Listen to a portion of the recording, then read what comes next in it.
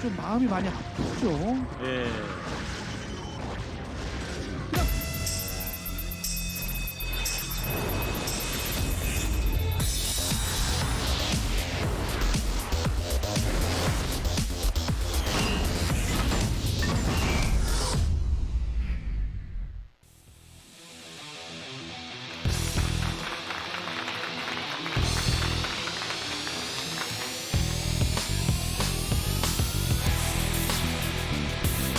What up? We're back in the KSL. It's time to start our next best of 5. A TVP. Yeah, it's going to be very, very, very different from the last series that we just saw, which was an amazing ZVZ, actually. Yeah. I really enjoyed it. Like, just watching and commentating that ZVZ series makes me want to go home and play some Zerg, to be perfectly honest. It's just like, ZVZ Well, can be really just fun. how crazy it can be. Yeah. So action-packed. Yeah. So we have this TVP coming up. Now, Rain has been so incredibly dominant this year in StarCraft 1. This guy is really vying to be like the greatest RTS player between the success he's had in StarCraft 2 and now the recent success he's had in StarCraft 1. Truly a We've legend never of StarCraft really- 2 to come back and win ASL? We never had anybody do something quite like this where he can win like a GSL and then also win an ASL and almost get into the finals of a KSL. So That's true. Jaedong knocked him out, but, you know, no shame in that. Yeah. But yeah, this is going to be actually a very nice match. Like, Rain is certainly favored. We can't really pretend otherwise.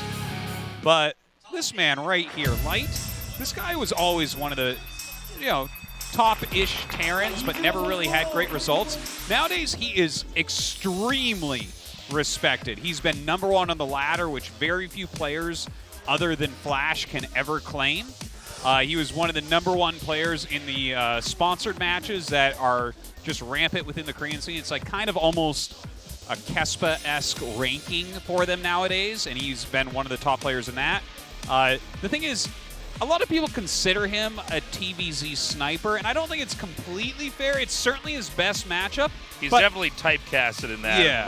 with the way people describe him, but I think he's more of a complete package than what a lot of people identify him as. Yeah, he's definitely very good at all matchups.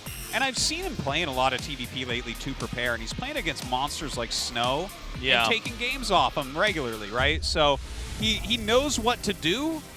He's a strong Terran player. Don't count him out. But, yeah, he's not a favorite in this match. But let's see what happens. This guy is definitely somebody who knows how to plan. The problem is Rain is so well-rounded, so diverse in his play style. He's coming on the stage right now. Yeah. This guy is basically considered the best Protoss in the world right now. Since Bisu went to the military, he's really taken over. And, I mean, I think he has the best Protoss play in every matchup, maybe. I think so. Maybe you might be able to argue Snow's better than PVT, but I'm not even sure of that. Not 100% sure. So we've got to see what kind of style Rain's going to bring here. In a best of 5, you have a lot of different ways to approach the matchup. Now, there has been a style that's been quite trendy, especially in 2018 for PVT. Now, I know we just saw Mini not use any of it in his most recent ASL games, but it's still something that you'll encounter a lot. It's a hyper-abusive shuttle play. Yes. Getting lots of shuttles. Reavers, a lot of times, are the norm to get right away. You don't have to, by the way, but at least in the current meta, Reavers and abusing them and leaning on your opponent is a great way to play the matchup. And then, of course, you have the fact that you can get Reavers and then get extra shuttles, too, and try to get in a fight that way. And try to break the Terran. Yeah. And we also just see what kind of play is Terran really going to go for. Is it going to be more econ or something else? And I think the biggest factor we need to talk about just for Game 1 is this map, Heartbreak Ridge. Yeah, so, I mean, Heartbreak Ridge, back in the day when this was shown, this map was very good for Protoss versus Terran. Yes. Now, I'm not saying that Protoss is bad on this map now, but the standard of play, the way that Terrans play nowadays, it's not as scary. You're not really afraid of goon rushes breaking you down on this spot because, you know, they take that high ground and stuff and you can't get out of your little choke. You will take that area outside of your choke before the goons can do that. You'll make a bunker if need be. Hell, we could possibly see him do a gasless expand with a bunker.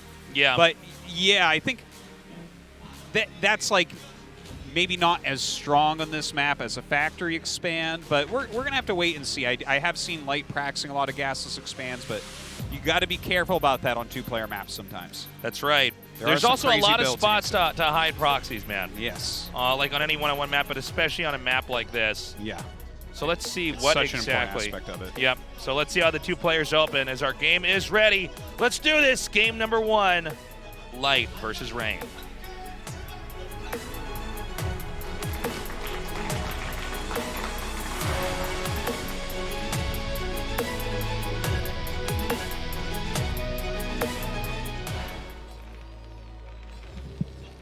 Okay, so we have Light over here on the far left and Rain on the far right. Again, one-on-one map, two-player map. This is probably the better way to say it. So they know each other's spawns. Yeah. Again, proxies are always a real threat, even if they are a little bit more predictable. Especially on a two-player map because you don't know where they'll hide it. On a four-player map, they're Right. going to be in the middle generally because you don't know Yeah. what spot they're at right away. But on a map like this, and this could be for a proxy, but this can also be a gas steal. I think he sent it a little bit early for a gas steal, though. Yeah, so we'll see if the probe actually goes inside the main. No pylon planted yet here for Rain, and he's going to do the pylon in the middle of the map with a gateway here. That's pylon on 8 into probably gateway on, I think, 9. Let's see. Yeah, it looks like it should be a gate on 9. So this is one of the many, many punishing builds Protoss can do to Terran. Now, Terran's not dead, but let's face it, Marines are not exactly great against Zealots. The Zealot has way more hit points, but Terran's figured out a long time ago that there are certain structural setups you can have inside your base where the gateway and the depot can be utilized in such a fashion that the Marine can run in between the the barracks and the depot. You can run in between them with the Marine, and the Zealot can't quite catch them. So that's probably going to be something Light's going to rely on quite heavily. Well, that is exactly what he's placed here, and this can be very good. Check it. Bam, bam, bam, bam. Yeah. Takes the gas. That's something you always have to look out for on a two-player map as well. They love to steal gas. So this is kind of a good combo that Rain has gone for So this is a build I love to go for, personally. I think it's quite strong. So let's say that the Zealot can't win the game. Sometimes the Zealot does just win the game, by the way. But let's say that he can't quite get in there and close it out. How long is Light going to have to go without having a gas? The Zealot can certainly chase the Marines away, or at least be an adequate enough distraction. Yeah, and there's some aspects to this, right? Like, for instance, he has that micro hull, and that micro hull is really good. Like, he can, if a Zealot is here, he will way out micro it and do a fantastic job. In fact, he made a second depot so that there is a longer distance that the Marine can walk in. Like, you can hold position greater tunnel in there. for the Marine to run down. That's right. The Zealot will not be able to get it. Like, he can even hold position of Marine there. The thing is, when the second Zealot comes in, if you haven't put enough damage on the first Zealot that it's about to die by that time, then the second Zealot makes these micro holes a little bit harder to hold on against this.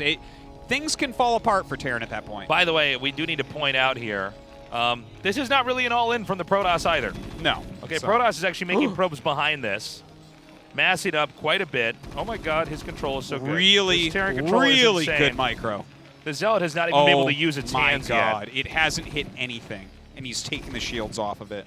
This was fantastic micro from Light. What he's trying to do, though, is force SCVs to try to kill the gas, buy time, slow down that gas tech overall. Protoss is going to get his own gas way ahead. You can already see it's close to 100 gas has been mined now for Rain. Now let's see what the playstyle is. Does Light actually retake his gas right away, or does he have another approach? Okay, yeah, he does do that. You do definitely need to take it at this point. You can't just go make a command center or something. You're definitely fighting this off. A command center will come reasonably quickly from Light in this case, but he has really out-microed Rain here. There is a lot of micro on both sides, and Light has done just a ridiculously awesome job. Okay, we have the 4 Zealots now backing up. Now note the second gateway here. This is all very normal for what the Protoss is trying to do. Now 4 Zealots actually can break this depending on control. Even if you're attacking the SCVs. And this is an important moment because the bunker actually has to go up. This type of pressure coming out of Rain, if he does not allow a bunker to get up, then the Dragoons out of 2 gateways rallying down could end up ending the game. Yeah, he has another SCV coming down here. He might want to be careful here. This is actually a lot of Zealots. Yeah, okay, now notice the targeting coming down now. Very good targeting. Now, if he can get in the way of where the bunker's going to finish, I don't think he can. Oh, he finished it. That's such a big moment. Now, hold on a second, he has though. to deal with these. Oh, my God. Great targeting here by Light. Amazing micro. You're really seeing exactly how you're supposed to try to handle this. Excellent control, though, by Rain. Just pegging off that one last Marine. And Dragoon range is going to be on the way. Lights. Okay, so here's the factory. We get an idea of where he's at. Rain still is going to be able to put a lot of pressure on. Yeah. Now, does he just make the Nexus right away? He has a probe there, so I wouldn't be too surprised. But sometimes when you've delayed their gas this much, you will go for range and try to bully the bunker a bit. Yeah, I might. I think I've got the right read on this, but I really feel like Rain should actually go for the bust here. Okay, he is going to go for the Nexus. He doesn't want to risk it all the way. Yeah. To be fair, Well, I think you can go for both, though, is what I'm saying. well, you're definitely going to put pressure on as range comes out, right? Yeah. Like, you want to make them mine a whole lot. You want to force siege mode if you can right away, because it's just not a dangerous thing to Protoss. They're more afraid of mines and speed and things like that. I do want to mention, though, going back, like, Rain took a very proactive build, and I don't think he did it poorly. But if you, like, covered up the nameplates, I would tell you that this is Flash as a Terran player, how well he held that. Oh, really? That was a flawless hold by Yeah, Light. that is a It good was point. Flawless. I mean, the Terran's control was pretty godlike, to be honest. The way he targeted down everything, not phased. Now, this can, to the casual observer's eye, be pretty deceptive. This actually cost Terran a huge amount. To continuously repair that is so annoying. Oh, is he even get a pylon down there at the bottom? I'm not sure what that's for. Yeah, I thought maybe he could try to proxy something down there. Oh, that's a pretty dope trick, too. Yeah. You can make a pylon, force the probe through the mineral patch, and then just cancel it. And this is an important thing for him to actually get a nice scout off with this. If he can get in and see how many factors there are and if there's a starport, that is a big deal for him. Oh, the tank comes out, so he's actually not going to see anything. Oh, unfortunate for Rain. But, yeah, I mean, this does cost Terran a lot of minerals to repair, but he's not, like, afraid of it being broken. If there are certain situations where you can break the bunker, but if you keep one SCV on per Dragoon, then the bunker stays alive. So he's basically allowing the shields to be eliminated from with each shot of the siege tank. Then he backs up, just trying to eke out as much damage as possible. And Rain's route from here on out seems to be pretty modest. He's just getting observers out. I'm curious to see when he's going to take his third, because taking a third base right away has been less popular lately. In PvT, it seems like a lot of times the Protosses want to really try to match the Terran in sheer strength. Yeah, and now early on, I think that this game Light is going to take a quick third base, just because if you look at what he's done, right, he's kept so much pressure on. He forced a bunch of repair. He forced siege mode, right?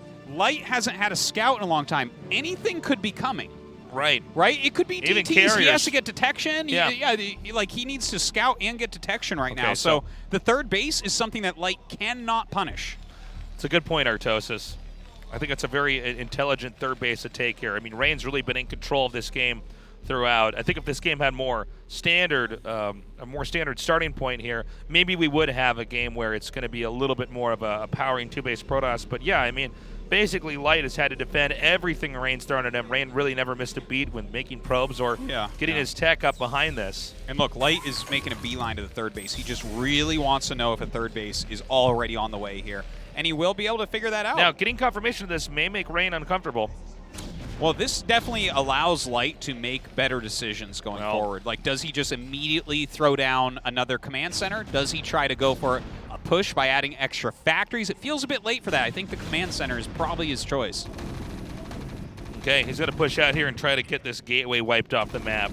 Obviously, it's not going to be a huge point of production for Protoss, but just having vision there helps. By the way, the pylon placement there by Rain is actually pretty smart, because getting rid of that pylon on the map is actually quite a bit of a headache for the Terran. Yeah, you probably won't even look there until your command center floats over. So that is, and then you have to send units. So that is actually really something that can buy a lot of time. By the way, some vultures try to come around here. Rain handles it pretty nicely. Now, just driving this army from Light here off of this spot, again, a bit of a nuisance. Light staying back, just now getting his academy. I'm sorry, did he get his armory yet? Did we see It's not yet. Okay. I have not seen an armory as of yet. By the way, he's going to go for carriers. Oh, gosh, That's you're air right. weapons being upgraded at that Stargate. Well, it's definitely good on this map. Oh, this is bad, dude. Oops. That's really bad. Sometimes games can go on the entire time without the player figuring this out. You need to have those workers mine. You know, 5 probes, it's not the end of the world, but it's definitely... It's a big deal. It hurts. It's not the end of the world, but it's not a benefit to Rain here. It's definitely something much to his detriment. Yeah, it's funny because it's actually... Okay, he suddenly identifies what's going on. Good catch. Okay, so you're I probably have just definitely seen games where that is just going on the entire game with probes stuck up there. Oh, absolutely. Okay, so Light is going to try to push out now. His third base, of course, will be delayed slightly by that pylon, so that's kind of nice, and he sees exactly when that's being taken as well. That's Rain. Now, this is 3-base carrier going up against a pretty standard Terran play, right? He hasn't been able to keep too much pressure on. Right. But again, Light is playing really, truly well this game. He's scouted everything in good time.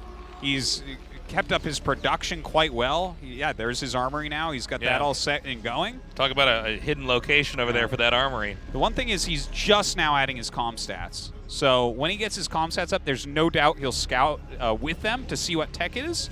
And since the carriers are just starting, he's actually kind of all right. I think what he does is just really powers up his factories, you know, get up to maybe 8 facts or so and get your Goliath production really rolling with upgrades. Dude. Yeah. He's taking a Nexus at the top left. Oh, my God. Now, that's actually pretty smart because if he can get enough carriers out, first of all, Dragoon's on the high ground, just to the left of that expansion in the middle of the map. Dragoon's placed over there. That's hard to push up. You get carriers over there. You can start to poke into the main. If the Terran tries to leave, you go into the main. If they come back, you go back out. And, of course, how on earth is Terran ever going to push this location right here? Yeah. So hard to get to on this map. It's super difficult, man. Yeah. Seriously. And by the way, Light just scanned the carriers producing. He adds a starport immediately. He adds a couple facts. So he's getting his production going. He's making sure that he can get into his +2, +1 upgrades. That's really what you want to hit against carriers. Is he going to be able to hit that and then go kill Rain, though? Because Rain's getting pretty big, too, especially taking that 4th base. Yeah, the timing of that base is actually a little bit unusual, too. That's not a natural, organic 4th base if you're going for carriers right now. Especially where it's sitting, which is really funny. Like, well, I think like it's you say, better how he do you attack that when carriers are on your back? It's just, even if you knew it was there, which he might not. Yeah, Terran might not even look up there. But look at the arc that Rain set up here. And look at where, on the minimap, guys, look at where Light's checking with his SCV. He's checking the very bottom right. Because that's actually a more, I guess, ordinary location to try to expand to as Protoss. You're kind of far back. Sure.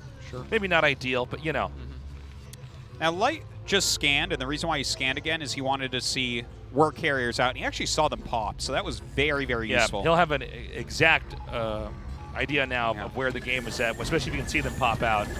And then you know how long it is before the next 2 come out, how long it's going to take to get 8 interceptors, so there's no ambiguity there. That's exactly what he's looking for, too. He needs to know these things because he needs to know when he can stay in his base till and when he needs to move out by, because if the carrier fleet gets too big, you're just going to take way too much damage. Now, he's building the turrets. These will buy him some time, but now he has gotten up to that really crucial 8 facts.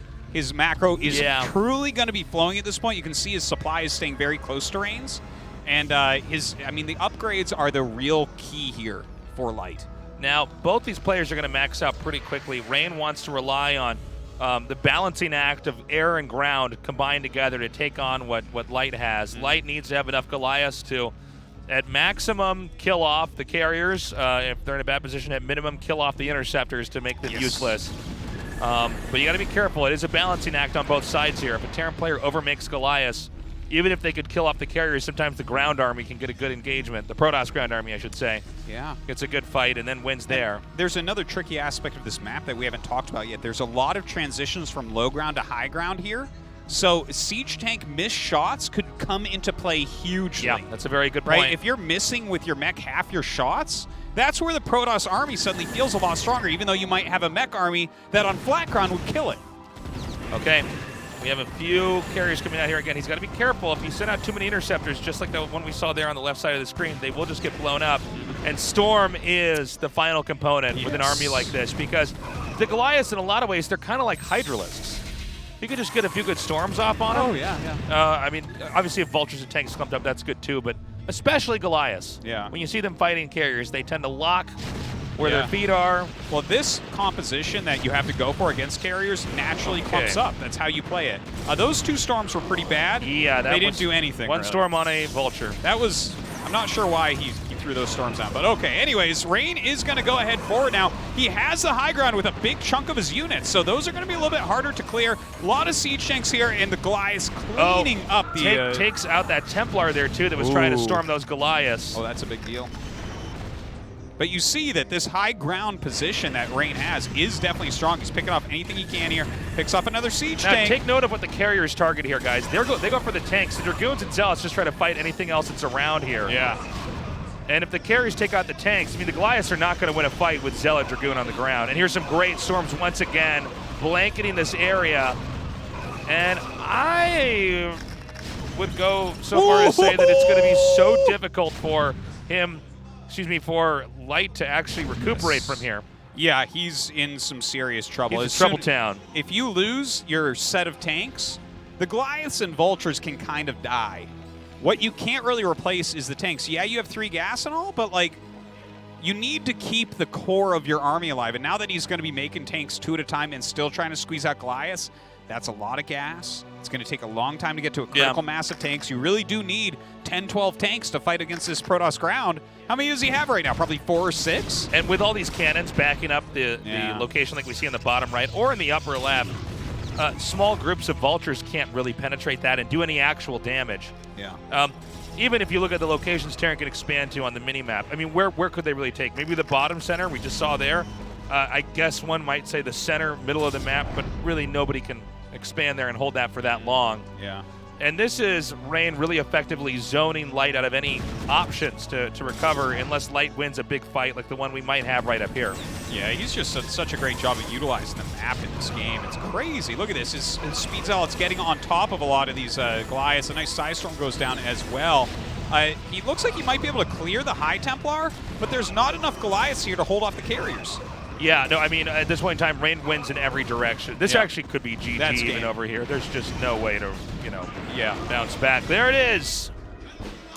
With the carrier zoom in. Look, that was actually a really good game. I felt like Light was playing extremely well early on, and he made a lot of very good decisions. But Rain also did a good job. Like, he had all the right transitions lined up, and the way he controlled the battle, utilizing the high ground, the spread of units. Yeah. Light just sitting there and letting Rain decide when to attack in rather than Light taking over initiative against the carriers before they got too big.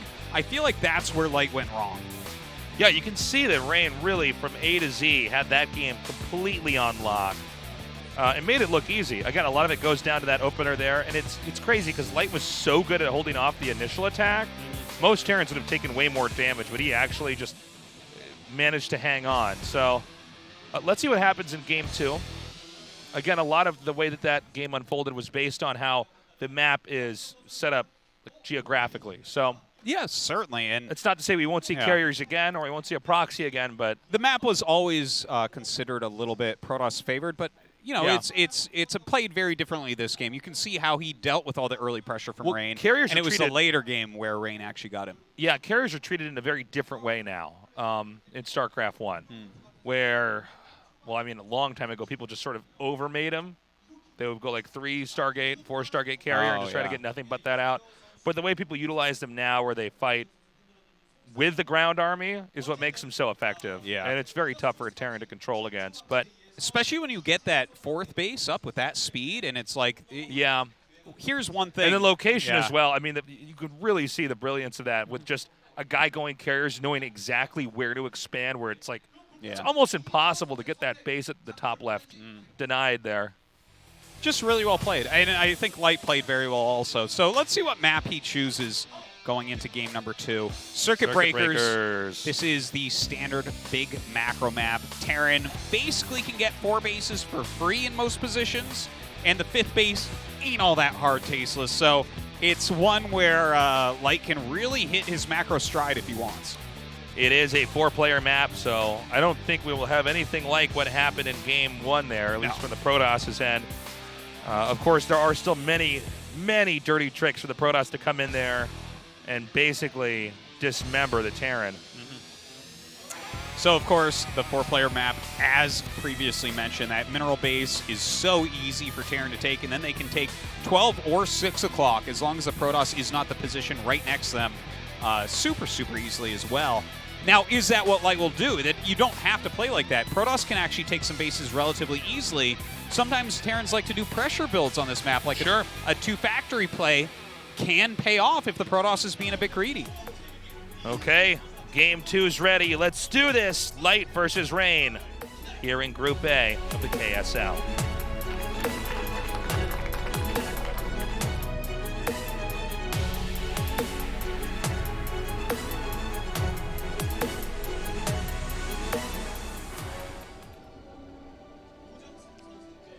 Awesome positions. Cross spots. Bottom left, we have Light. There he is. In all his glory. And the top right, we have Rain. Now, let's just take last game and superimpose it onto this map real quick, okay? Let's say that everything is the same up until the battle where, in the middle of the map, where Rain took control. Okay. That battle would never happen on circuit breakers, and here's why, right? And Artosis, just to make it clear, Artosis is talking about the Carrier Dragoon fight in the middle of the map. That's right. With the Goliaths, Vultures, and tanks. Yes. Now, Heartbreak Ridge, he was utilizing high ground really well against Light, and really just was showing like he knows exactly how to abuse certain locations and gain advantages by holding the high ground and choosing when the battles happen. If a game that's similar to that were to happen on circuit breakers, the Terran would chase the Protoss around the map because there's a lot more flat ground. So it's not like he's attacking into the dark or uphill or anything like that. There's a lot more room for Vultures to maneuver around and get flanks and pick off High Templars. A lot of places he can throw down mines to see where the Protoss is moving to. So a game like that, yeah, not too likely to happen like that again. Yeah, I mean, really, let's say a Terran gets to +2 attack, +1 armor with a maxed out supply and moves in the middle of the map. If I'm Protoss, I'm pretty scared. Sure. I need to play around that. Well, that's the scariest moment of the game for Protoss. There's not a lot of, like, you know, there's really no hills, no narrow areas, nothing I can really use to abuse. And so because of that, one thing that has been popular on this map is 2-base Arbiter. Yeah, you certainly can see right away. Really quick Arbiter play. In fact, that's another thing to mention is that this is not even a carrier map. If you see carriers here, that's the exception. Well, this is an Arbiter map. It's like if you're going to get carriers, you're basically trying to leverage some weird moment in the game and trip them up so badly that you can close it no matter what. Yeah. You're definitely playing outside of standard convention for a map this flat. There's just not many places to run away to that, as I mentioned, the Terran will chase you around and all that. Anyways, we see that is the same type of structure that we saw on the previous map. That's an anti-Zealot microing area. Oh my god, is he going to throw down Citadel? Looks like it. Yeah. Okay. So let's talk about this a little bit. So he's doing a truly quick Dark Templar rush. Truly fast. And for the meta right now, I think that this is pretty smart. Terrans right now are skimping on early detection. Everyone's rushing to Academy. Okay, a lot of people are skipping spider mines. They just want to get out their comm stats as quickly as possible. And the fact that he was not able to scout into the main base at all, Light was not, he might just play this in the standard meta right now, right? Like, DTs didn't work for a long time, but this is a good time to rotate them back in based on the builds everyone's using. You know, getting the scan out, you can usually look at what the Protoss is doing, like a quick mini map hack, and go, okay, I've got it. Especially, you know, Reavers have been trending quite a bit now. There's a chance that Light simply neglects, due to the current state of the meta, the adequate detection to hold off a DT. And suddenly Rain gets his expansion up. One thing he has to be very careful about, and there's a degree of finesse required with this, is having the control to use the Dragoon to kill off the SCV before it can fully scout you. Turns it around. Okay, so the SCV is still going to be able to get away. If you control it perfectly, sometimes you can get adjacent to it, keep firing it, and kill it off. So it's 2 Dragoons out now. Okay, he is getting an upgrade. That's important. That is mines 100%. So if he gets his mines out, he will not die to the DT. Like, correct. Now, one thing to note, I don't know if he's going to do it here. If you control perfectly, sometimes you can shoot down a mine with Dragoons. You can also use Dragoons to soak up mine damage, or a Zealot's even more effective with that. Absolutely. And then you can try to just get the Dark Templar there to deny that position where the command center wants to land. Now, Light went Starport, which is very peculiar. Oh, did he? So I'm not any longer 100%. I still think it's mines, for sure. But it could be something. Okay, there it is. It is mines. He's laying his mines. Look where he's laying them, too. This is fantastic. He's actually trapping the Dragoon in here. He actually skipped his siege tank even. This was a really cool play. Okay, now he actually wants to hit the other mine here, too. Okay. Light should know right now DTs are on their way. That 100% telegraphs Dark Templar trying to come in here now. Look where he's laying his mines. This is anti-DT mines right here. He cannot let them get to his main base.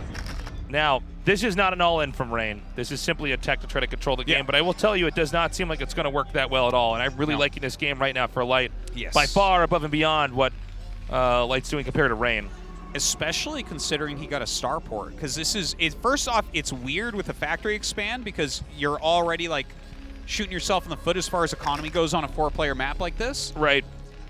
So it won't be expected. But very importantly, Rain doesn't really have any sort of map control other than a single DT sitting out. Yeah. He doesn't have observers out. You drop vultures in that main base, you might lose a lot of probes. Okay, some vultures coming in here to try to do a little bit of damage economically. Looks like that's cleaned up, no problem. I don't like the lack of momentum that Rain has right now with this. Yeah. Getting DTs out that didn't do anything, then getting the observers out later, or gateways are out later. Yeah. I just feel like this game is looking a lot more clean here from Light. Totally. I think that Light is in a position where it's not that he has this game won by any means, but he has all these awesome tools to utilize right now. Like this vulture drop. Yeah. You never see these two builds line up because DTs are uncommon right now as an opener. And factory expand into speed mine vultures with a dropship is super uncommon. What's funny, though, is that this might actually work out pretty well with the observer being so late. Yeah, really. You know. The observer might make a beeline across the map. We don't know. Yeah. I mean, he's not over there yet. We'll see if any of these spotter pylons have detected this. Here comes that dropship right now. He's got a goon in here. He's got a DT in here. Let's see the micro of Light. Okay, he needs to plant a few mines down here. Oh, gosh. It's not doing nearly as much as I thought it might. Yeah, no, I thought it was going to be much more effective. In fact, he doesn't even have the observer over there with that. He just shot it down so easily. And, in fact, the dropship's still in there. He needs to get that out as fast as he can. Yeah. So he only got 3 probes or 4 probes, so it's not like a complete loss, but it definitely didn't do the damage that maybe it could have done on another day. Okay. More gates coming down now. Rain looks like he's going to stay on 2 bases. I almost tricked myself for a second. I thought that was a command center floating to the 3rd. It's actually an eBay floating out there. Yeah. I was like, wow, just dropping and getting a 3rd command center. Okay. Well, it seems like right now Light is he's really kind of getting all of his ducks in a row, I guess, cases, right? He's going to lose his observer. Yeah. It's actually pretty easy to do that. They don't have like a super long sight range. He's got detection everywhere. He's got his +1 on the way. He's got his comm stats making. And I think he's just going to go for a 3rd base probably here. But he actually, he's actually in a really nice spot because, like you said, Rain's like transition here. Look at this. He had to block himself in because of the vulture harassment. He's got to clear all these mines before he can take a 3rd. He's just rushing up into Arbiter Tech. And I mean, that's not bad per se, but the fact that Light is getting his 3rd base up at this time, this is a really common position if you get ahead as a Terran, and then you want to be in this spot, you know? Yeah, no, I mean, I love this for Terran right now. And a lot of this comes down to the openings that Rain shows. I thought the idea of what Rain was trying to do was pretty cool. But, I liked it too, yeah. But it just didn't do anything. Yeah. You know? That happens sometimes, man. Now, I'm curious to see how Rain will handle this in a position where he's... Ooh, that was so good. So good. I really want to see how he handles this now. You know? Because Terran is definitely more comfortable. Yeah. Oh, my God. He plays like this, just sniping the probe over and over. The probe that wants to make the Nexus. Whereas Light is already going to be utilizing, you can see SCVs being transferred now, already going to be utilizing this 3rd base down here. StarCraft is a game of little edges. And, I mean, look at how much later this Nexus is than what he wanted. He sees the Arbiter making, by the way, so now he's got all these timers in his head. So the Nexus actually goes up a good 30, 45 seconds later than Light wanted. I mean, Rain wanted it. So Yeah. that was just fantastic for 3 Vultures. Okay, the science facility is done. As he just cleared the last mine in front. There's still mines at his 4th base. Rain can't do anything without Light knowing about it. Pretty much. Light is the government right now. And no, Light is scary that. Light is Facebook right now. Oh my God. He knows everything that's going on. He's sending targeted ads right now at He Rain. sold it right to Cambridge Analytica. Yeah. It's brutal, man. Rain can't Fake do anything news about going it. on in Rain's base. Yeah. There's not much he can do, man. But he is getting to that Arbiter tech. Okay, hold on. To see what he does. Dropship coming up. Oh, the Dragoons are just now turning around. Really nicely placed Dragoons here on the bridge. Yeah. Hold on. This dropship's still coming through. He's such a precise Protoss, man. All these little things he does to defend. Okay, here comes that drop now into the main. There's nothing in there. Nope, nothing at all. Only 2 Vultures. Oh, look at that. He sets up buildings to block. Oh, my God. The building placement. That was so good. Is this guy a Look at Terran or this. is he a That Protoss? looks, that's like StarCraft 2 building placement there. Oh my He's just God. like, no. Chills. You will never actually get inside my base. That is Wow. amazing. That is just worth stealing right there. You're actually right. Yeah. That StarCraft 2 building place. Yeah. You have to do stuff like that in StarCraft 2, and he's one of the best StarCraft 2 players of all time. Yeah, like I mean, this is the funny Damn. thing where we're starting to see crossover from StarCraft 2 now back into StarCraft 1. Wow. That was so sick. That was so. Those 'Cause, Vultures no are going to matter kill what, a lot of probes. Even 2 Vultures coming in there, you say, okay, you're going to get a lot of worker kills, like no matter what. You're 89 And probes. he just blocks it out. I'm like, oh, So good. you're so good. Okay, So my bad. Wow. What is that for? That's 8 gates, man. God. Going up to 10 gateways. 10. It's a lot of gateways, Tasteless. Light now taking his 4th command center. Yeah, the 4th command center is a clear signal to what's going on here. So taking the 4th, if Light attacks at all, that's going to be a little bit weird. What Light should be doing is crossing every T, dotting every lowercase j, right? He's going to defend everything perfectly. He's going to have mines around, turrets where he needs them, get into EMP, make sure his 2-1 is finished, make sure he's got a good 10-ish factories, right? Right. Because when you have the 4 bases, it's like, okay, we're going macro. That's what's going on.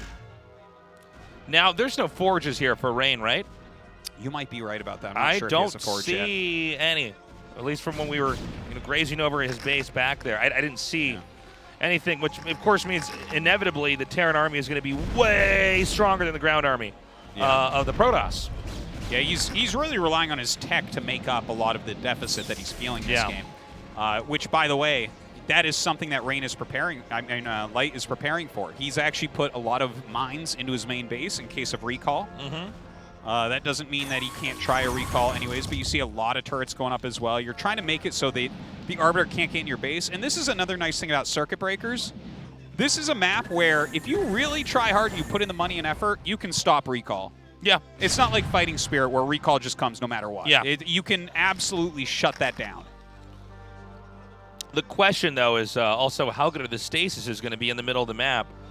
If you get a good stasis off on the Terran army, you're basically going to exclude them from the game for a little bit while you continue to do damage. But we're going to have that first recall come in here. Yeah. That's a 155. I think Terran should have EMP, but I don't see where the vessel is. The tank's trying to run right now. He might recall right on top of him. A nice move. The tank's on siege, but Light gets out with most of them. He will be able to clean this up. I don't think he's going to lose the command center. Now, getting the first recall off is the most important one because there's going to be another recall followed by this. A lot of times, Protosses will lose the game if they just can't get that recall off.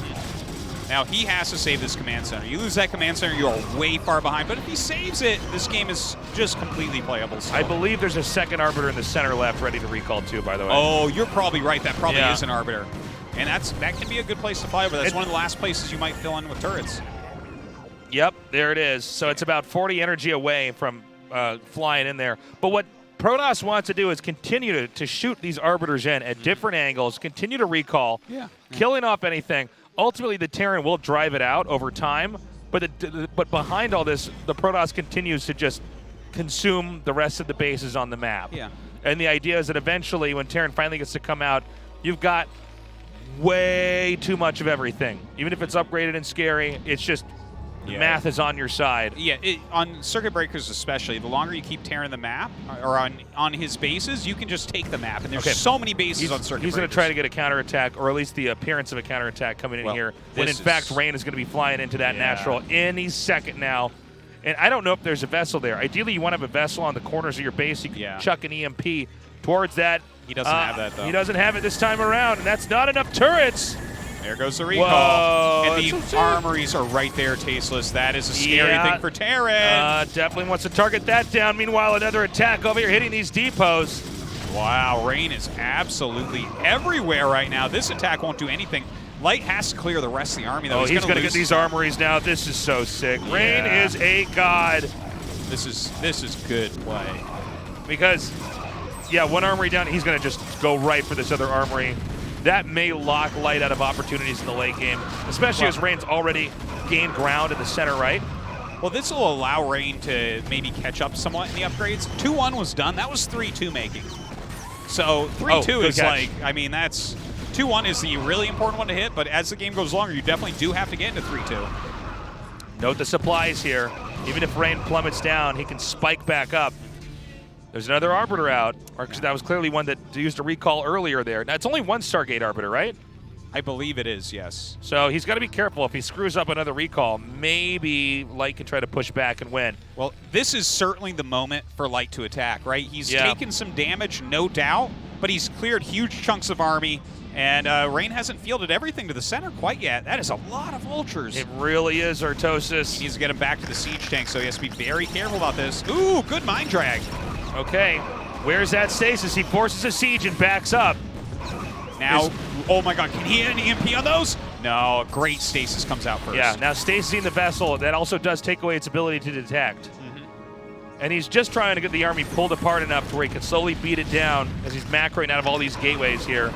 Oh, there's another great stasis opportunity here with these tanks clumped up like this. Oh! Okay, he gets another one up. Rain needs to turn around, man. This is way too much for Rain to break through right now. Yeah, no, I totally agree. He needs to back up, regroup, get some more Dragoons and Zealots, rinse and repeat. Absolutely. Now, for Light here, he has to be careful. If you move too slow, Rain's going to get too much. If you move too fast, then your tanks won't be defended. So he needs to get huge rounds of vultures up there and take out this base. He moves into position immediately. A beautiful siege right there. He's going to deny mining and start working on that base. Great job by our observer capturing that exact moment when the stasis finishes.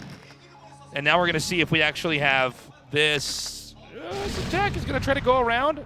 This base is basically gone. That's going to knock Rain onto 4 base versus 4 base. Oh, but a huge chunk of his army's over there, and Rain walking into this flank where there's just no mines. I mean, he's going to get right in on top of everything. Nice defensive matrix. Another storm comes down here as he's going to be able to break apart because of the great flank.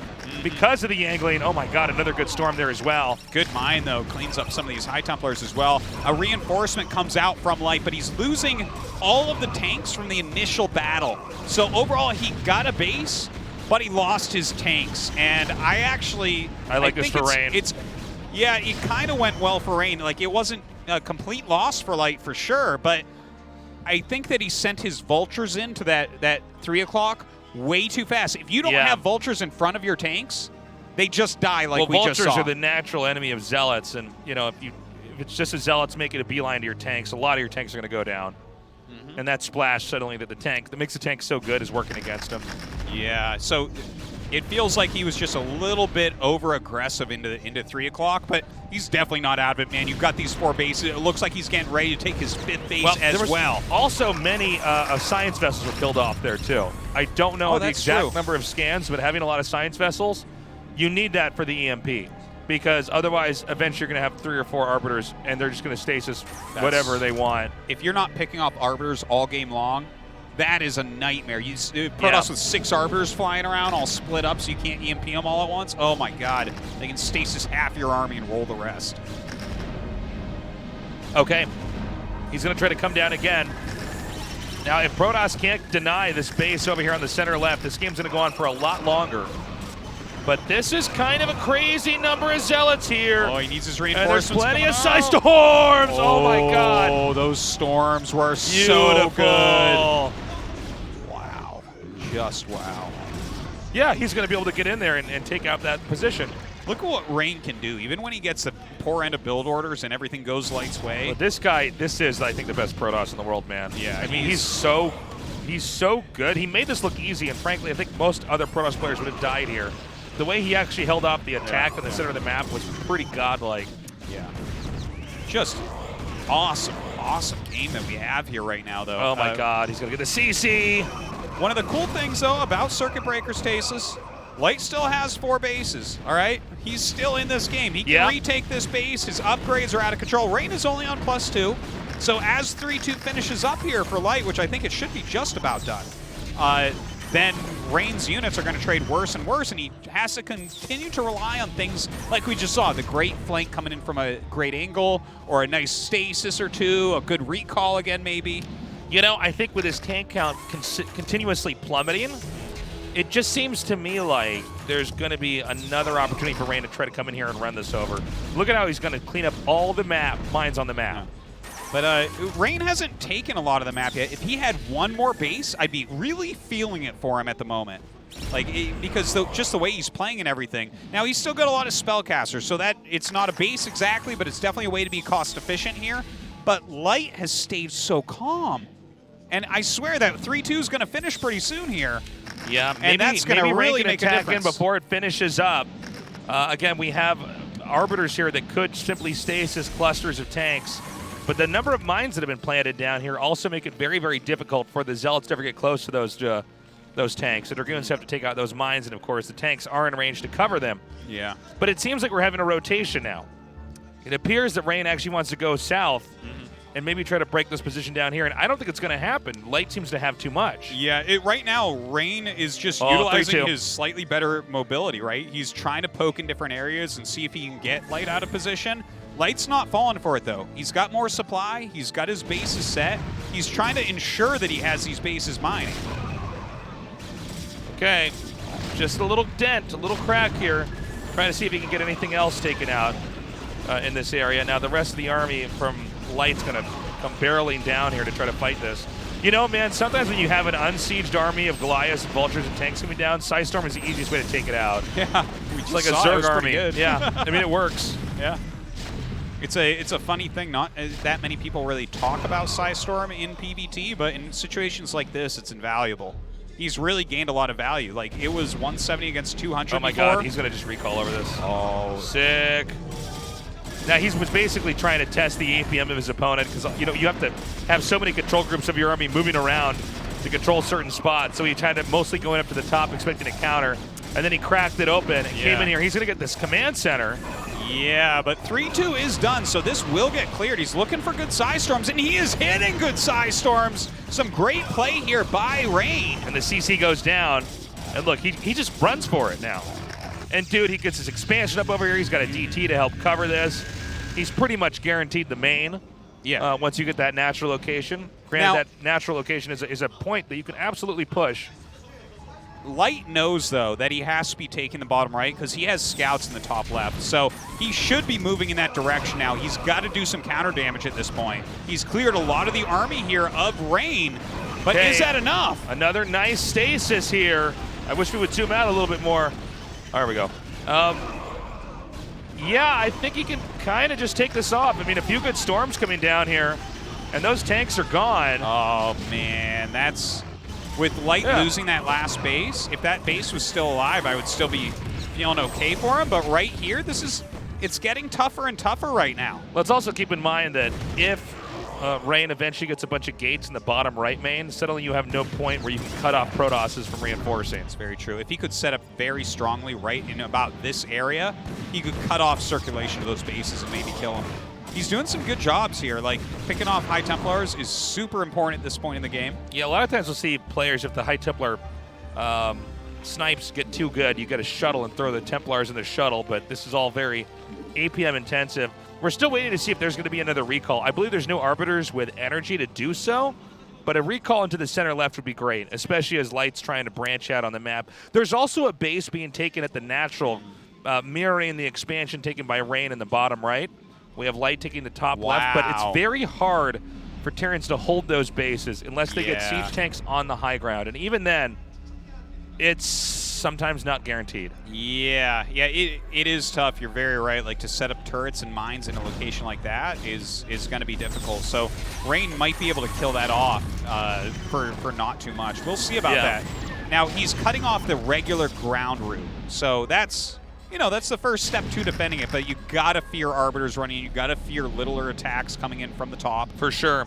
See, he's getting an Arbiter kind of ready. Yeah. Might send that in. He might even do something like try to send that to the main.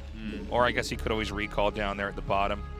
This is actually a very stressful moment now for Rain, because when Terran starts to take that upper left area, Terran got more bases than they were ever supposed to get in this game. Yeah, if Terran ever gets his 6th base here. Yeah. Whew. It's like, what? 3-3 mech, 6 base? Okay. You're way into uncharted territory at that moment. But the thing is, like we've been talking about, right? The recall is such a powerful thing against us. That's an entire another main base. It took Light, up into about 16 minutes to really defend against recall for his regular main base. You can't just do that instantly up here. Look at this. There's no turret cover.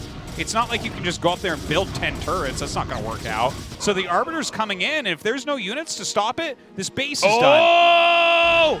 Oh, but oh my God, he did it. Yep, he got the recall off along with another Arbiter. If he wants to do a stasis or another recall, he can.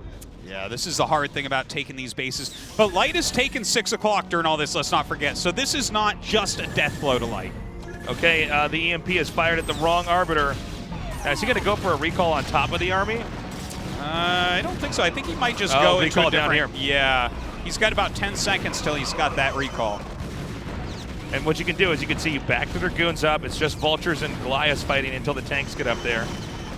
And we're going to have another pretty nasty recall here. Oh.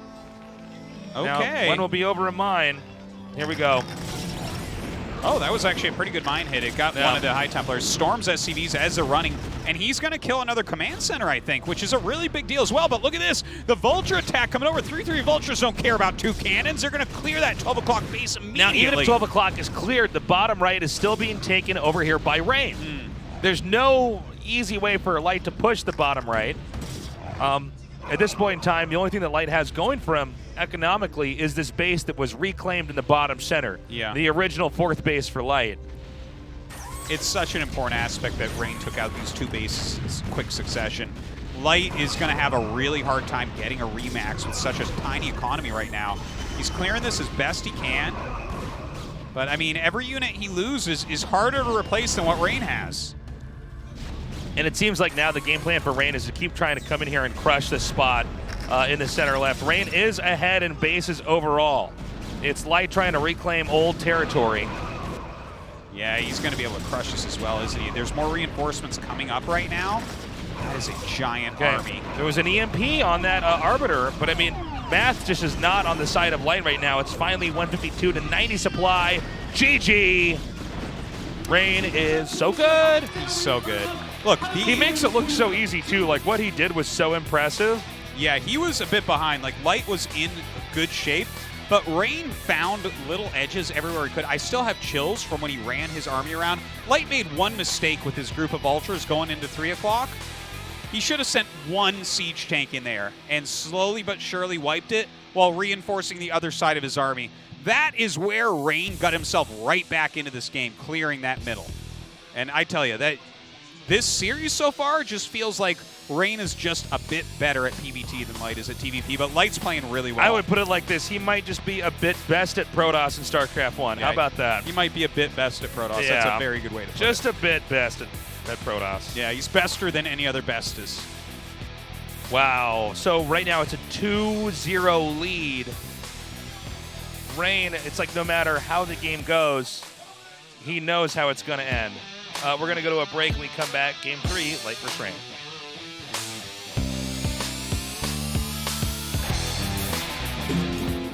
그때는 그랬다. 학교에서도 학교 밖에서도 언제나 친구들과 함께였다. 어서와.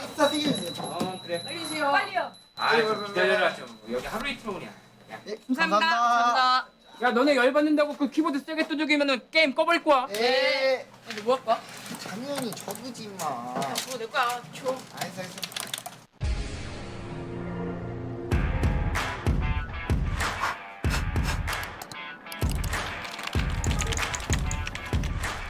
야, 헌터는 센터지. 그렇지. 오야 가자 시작. 아야 저글링 말고 무탈 뽑으라고 뭐하냐. 뭔 소리야? 야, 초반에 저글링을 막아야지. 뭐하면 거냐? 아 답답하네. 오야 한시. 오케이, 오버 보낼게. 몇 시 방향? 에이 기운. 그런 우리에게 스타는 당연한 일상이었고 그만 먹고 집중 좀 해라. 그 순간만큼은 서로를 의지했고 서로를 위해 움직였고 그렇게 스타는 우리를 하나가 되게 해주었다. 야 그나저나 중석이는 좀 컸냐? 야, 벌써부터 다 컸다고 까불어. 아유, 뭘 너랑 똑같네. 근데 보면 불쌍해 죽겠어. 다니는 학원만 몇 개인지. 아유, 진짜. 아 여보세요? 집 근처야. 알겠어. 빨리 들어갈게요.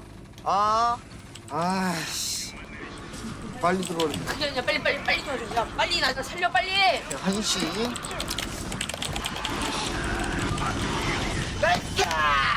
그 취지. 야 내가 이긴다 그랬지? 어? 내가 저글링을 뽑는 이유가 있다니까. 네 우주 방어가 옛날 우주 방어가 아니야?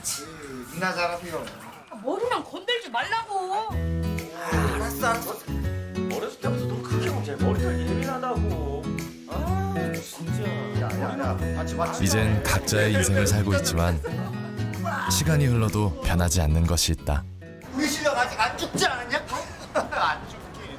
야 내빌드 못 봤냐? 98년부터 이어온 준서표 빌드. 근데 우리 이제 어디가? 추천한데 뭐 좀 먹을까? 아이 좀. 야, 나 와이프 기다린다. 빨리 가자. 아 너? 으이구. 적어도 스타를 하는 순간만큼은 함께였던 그 시절로 돌아가 여전히 하나가 된다는 것. 야, 빨리 와. 그대로네.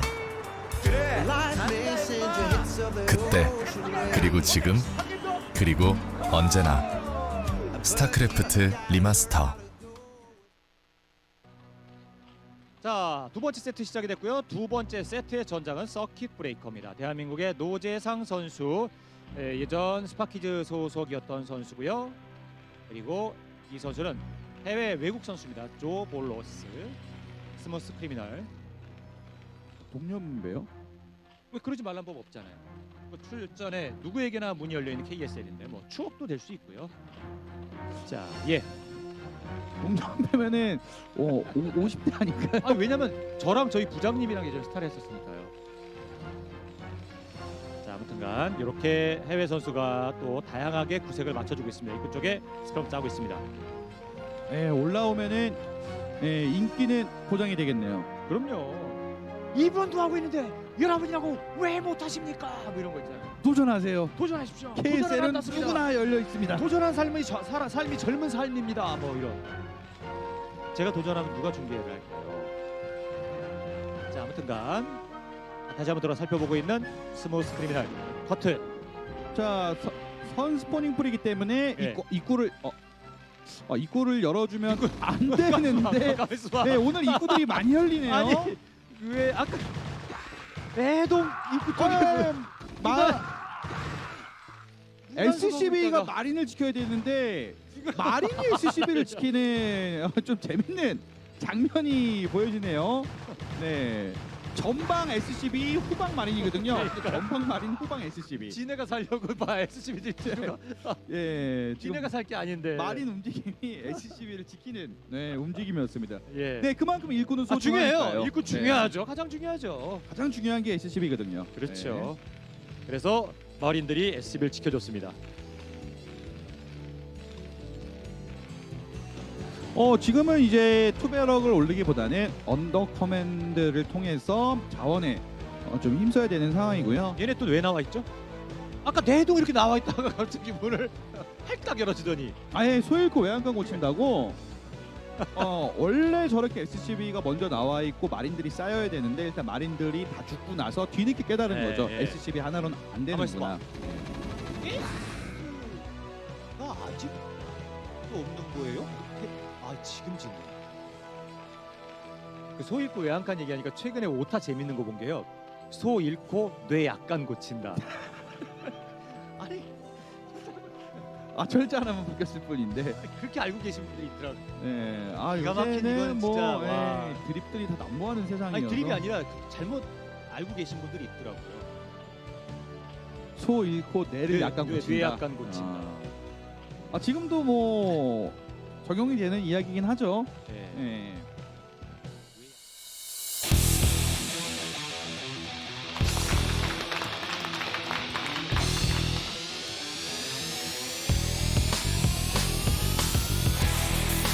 All right, we're back here at the KSL. 2-0 lead right now for Rain versus Light. I am hoping that we get to go to a game 4 and 5, but it's kind of hard to imagine. How does any Terran in the world really beat Rain? This guy looks so perfect. He makes it look so easy. He's looking good. Yeah. It's hard to argue against this. Like, he definitely was behind in game 2. Light had a good end of build orders.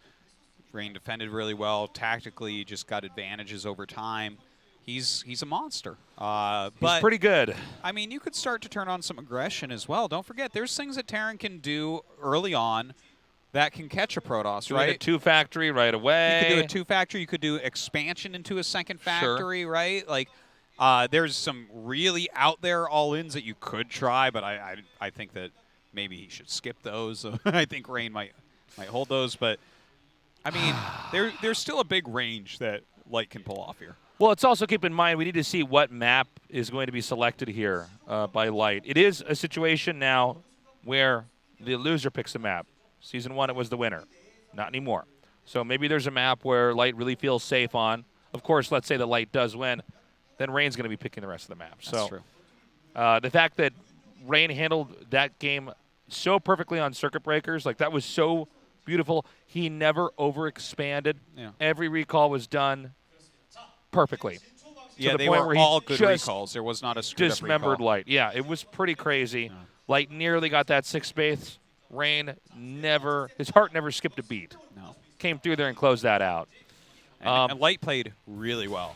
Like, that was some tip-top Terran play right there, but it's going to need a bit more, I guess, to topple this just Titan. Right. Fighting Spirit. Fighting Spirit. Back to the basics, boys and girls. Yeah, it's a bit smaller than Circuit Breakers. This one's a little bit better for Protoss than Circuit Breakers is, I would say. I go tap Light on the shoulder. I'm like, hey, Light, what's your favorite ice cream flavor? And he smiles and looks at me and goes, vanilla. And then he picks Fighting Spirit. I'm like, well, okay. Is that the one everyone likes? Well, it's like you're the most basic person if you said vanilla. Yeah. What's your favorite?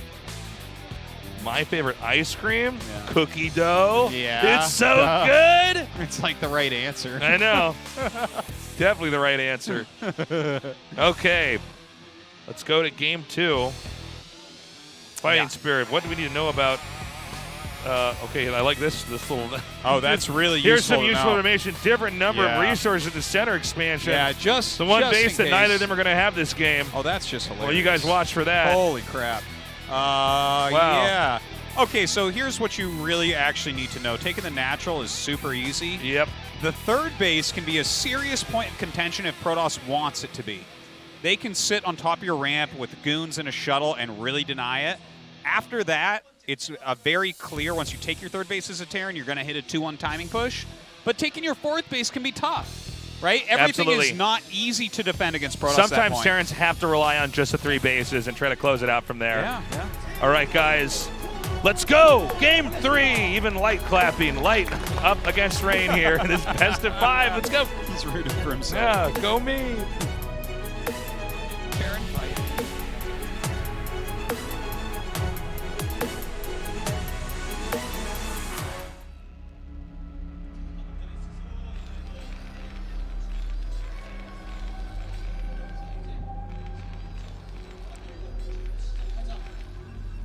So, There he is, Light. yeah. Drink yeah. it in. Light is bottom left, and Rain is bottom right. I think, Sounds funny when you say it like that, but yeah. yeah. So, this third for Light is going to be a little bit harder for Rain to heavily deny. It's not that you cannot attempt to do that. You certainly can as a Protoss player. It's just like, for instance, if Rain was top left, he can rally into your third so quickly, right? But Let's see. This is an 8 Well, In fact, this could be a well. BBS. Look at that. This is. Yeah, he's This going is double very center interesting. racks. So, we anticipated a normal game. It's going to be the opposite. But let's not forget, guys, there's a different number of minerals in the center of the map where these barracks are being made, okay? These guys, someone write that down in your build order notebooks for those of you trying to learn. Now, this is scary, but it absolutely can be stopped by the Protoss. If the he Protoss scouts it. If he scouts it. If he doesn't, he might just straight up die. But Like, sometimes with perfect control, yeah, you can make it work. It's easy for Terrans to try to defend with SCVs and Marines. It's a lot harder to attack into something with SCVs and Marines. yeah, and look, he's not sending out a probe as of yet. This might be one of the builds where you don't scout until you get units out. Like there might be a Zal out on he's the map. playing, and he's Marines playing hit like his movie. base. It's like I have no idea what's going on, but I know what's Yeah. going on here, man. It's, some people like to play that way and get a really quick Nexus off it or something, but Yeah, the idea is that the problem is, Artosis, when you don't scout this with this build, sometimes you can still possibly hold it because you're actually getting everything out so quickly. You're kind of feeling okay against a lot of rushes. It's like, and one pylon goes over here. Now, that pylon is actually going to be very important in this rush. it actually because, really is. and let me explain, guys.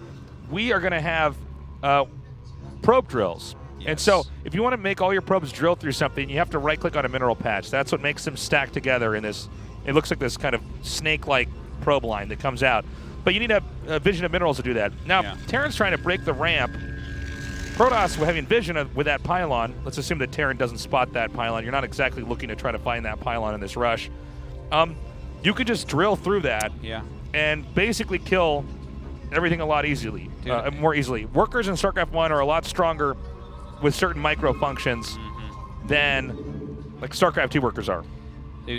This is such a clear light victory. He's going to have one Dragoon. Yeah, well, here's the other thing, too. This bunker's just going to finish. Yeah, So and you then gotta the probe drill a drills don't bunker. do Yeah. anything. Well, Light is probably not too happy about what's occurring He's going here. to try to probe drill anyways. Yeah, and then he sees the bunker and he's like, oh, that's not good for me, Yeah, is he's it? like, well, okay. So at this point, like his only chance is to heavily micro Dragoons.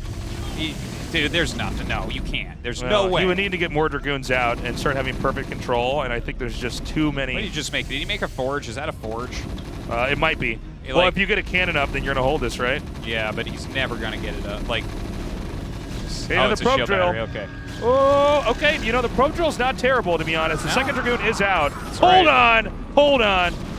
Can he actually control this well enough? With the battery here, I'm telling you guys, there's not an easy plan B here. Even though workers are being killed off here, Dragoon range is going to finish momentarily. The bunker, it finishes. Yeah, that's a very important moment right there. But can he deny Marines from actually getting into it? That would be a big deal. Oh my God, a killing missed the shot SCV there. is big too. Oh well. Okay, he needs a backup. Yeah. Okay, maybe he can prevent other Marines from. That's so funny. So funny. The one SCV tries to jump inside. Look at this. He unloads the target. Dragoon range isn't going to finish. Pop it out! Kill that pylon! No! Kill that pylon! Oh my God! He goes back inside. It's a low on HP. But now the bunker's actually going to get broke anyways. Oh Wait a my minute. God! Can Rain win this? Yeah, He's got 3 probes, Tasteless. He has 3 Artosis, probes. you can actually win this if you have no probes and you just remake that last one. But if he gets a bunker on top of his ramp and gets Marines in it, Artosis, I actually think Rain's going to win this. He just needs to control perfectly. This is going to be the most fantastic win ever if he doesn't. Dude, they don't have range, by the way. Yeah. That upgrade never finished. He can't even afford a pylon. Look at that, he's got 4 probes now. Like, okay. Yeah, he can't even recharge his shield battery. This is so funny. Oh my God. But again, no gas here for Terran. Yeah. Very few SCVs. I wouldn't mind him bringing 1 SCV over. Okay, now he just has to control perfectly. Yeah, he knows that there has to be a pylon building. Oh God.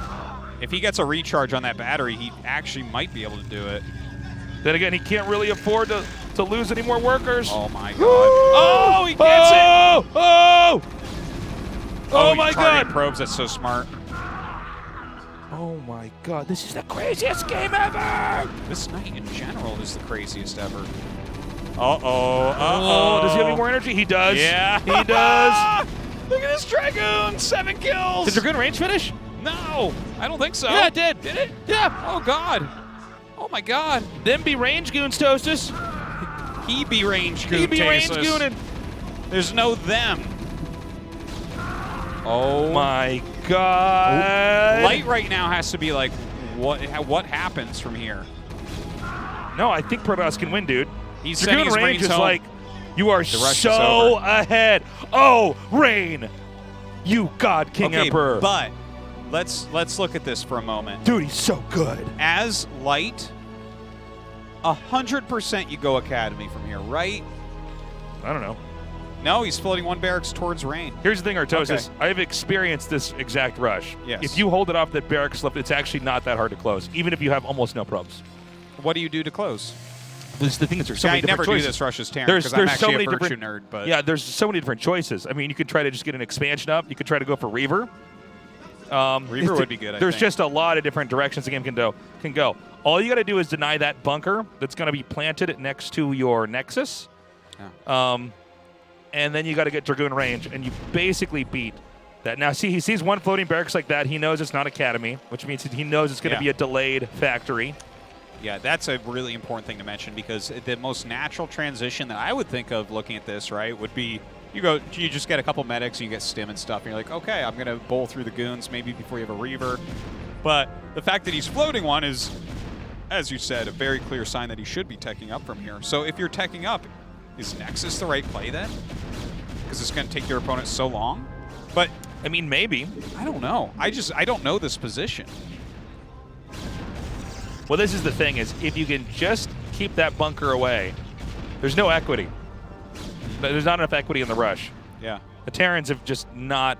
The Terran has not started up what he needed to do. In fact, I think Light's going to go for a hidden command center up there at the top.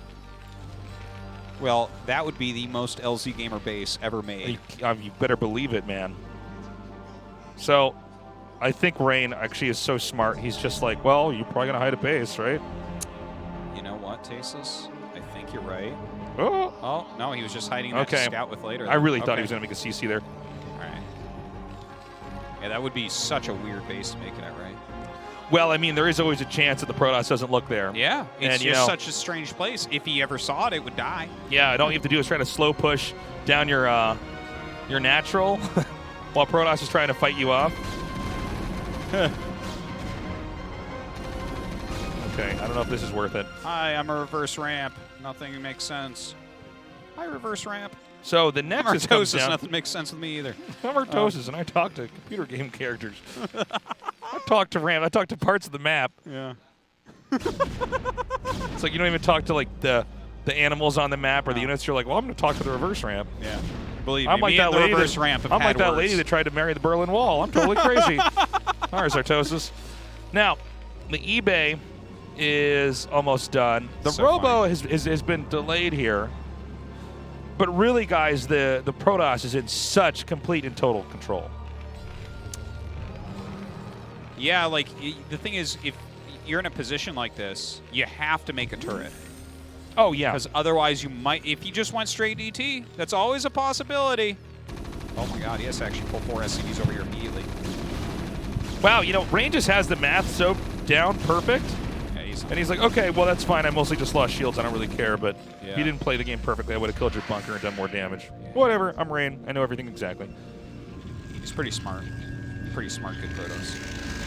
So the Robo Bay is almost done. I don't give that out cheaply. Tasus. No, I know. Right now, you just have to nod your head, Artosis, and be like, yeah, he's a great player. Yeah.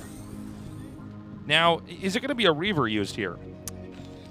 I tell ya, I don't know what he wants to do. The fact that he sees turrets already going up makes the Reaver a little bit less attractive, I would say, right? Because you know that there's a turret in the main already. There's a turret going in the natural. Well, but it might be good because there's so little for light. Yeah, it is it's going to be Reaver. Okay. Well, the thing is that I think you and me are still in the old mindset with Reavers when we look at the game from like before StarCraft 2 coming out, because I would have said the same thing, like, nah, you don't want to get a Reaver here. And it's good against any 2-base attack as well. If Rain or if Light decided to get very aggressive, then you can just slow it down like crazy with a Reaver anyways. Yeah. So. Yeah, the Reaver used to be viewed as a harass unit. It really is more of a fighting unit now. Sometimes we'll see multiple shuttles made, and they'll just drop right at the entrance. Yeah, that's true. All right, Academy coming up, so you can get his scouting going. Probably an Armory going to come up very shortly here as well. Yeah, I mean, what a weird game. He went down, tasteless. There was, the supply of rain was 9, and he had 3 Dragoons at one point. I want to point that out. Yes. And here we are. Living off of 3 to 4 probes at some point in time back there. Yeah, he had 3 probes. Just crazy. Okay. Where do you go from here? As Rain or as Light? As Rain. As Light, I'm pretty sure I know exactly where you go. You're just kind of going to take a third base eventually. You're going to get your stands up, see what he's up to, make sure you're okay. There is nothing to cover that area there. Yeah. And he might just be able to get in and drop that. All right, he's got. Now let's see if he gets shuttle speed too, because this is something Snow's been doing a lot. Is he just always gets shuttle speed? I think it's good. I think it's really good, man. Because if you don't have shuttle speed, like we saw it happen a couple nights ago with Mini versus Flash, where Flash just came out and there's no shuttle speed, so he couldn't save his Reavers, and then both Reavers die. And it's like, well, that's not how that's necessary to look. Well said, Artosis. Yeah.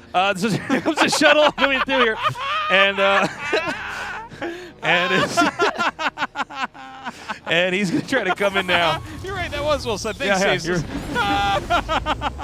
Clearly, you're paid to talk for a living. I'm so stupid. So the Reaver's coming through now. And if he can get to where that CC is, I think that CC is not close to being done. It's like just the bottom left of where a screen was. He's getting a turret there. See. Okay, so I believe he should now be able to confirm that there's going to be a third base being taken here. I wonder if there's going to be any more shuttles made here for Rain. Rain right now just matching expansions.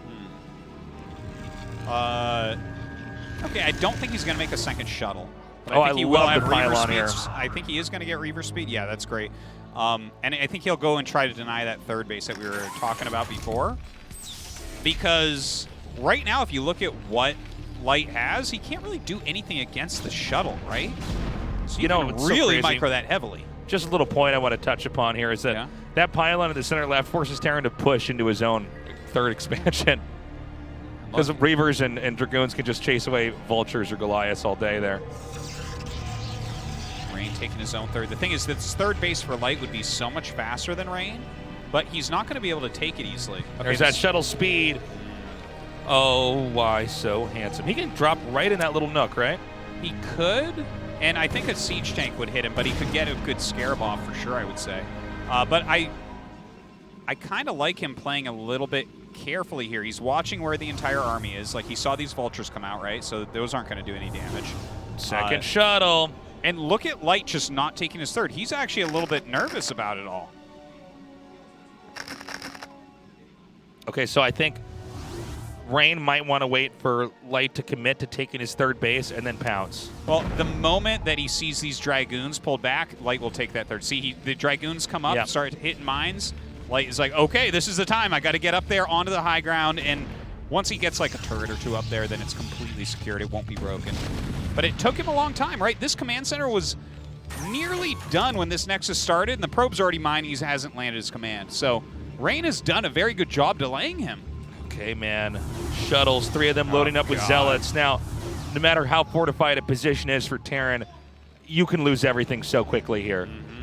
Keep in mind, the Zealots will be unloaded first as the Dragoons come in, and then the Reavers come out, and they're going to try to fire in the most concentrated area of damage that they can do. Yeah. Okay, those mines were really important. He's moving his army up into this area now. 3 shuttles. He needs to just pick up his command center and get out of there. Oh, my God. We don't know which shuttle that was. It wasn't the Reaver shuttle, so that's good. Yeah, I was going to say. That was a blunder by Rain. Oh, no, Rain totally screwed that up. Of course, these drops are easier. Ooh! That was a good scarab. Got a lot of SCVs with that. But I don't think that Rain can actually bust this now. That was I think really weird. Rain actually like jumped the shark a little bit. Yeah. His goons were just not in the correct position there. Okay.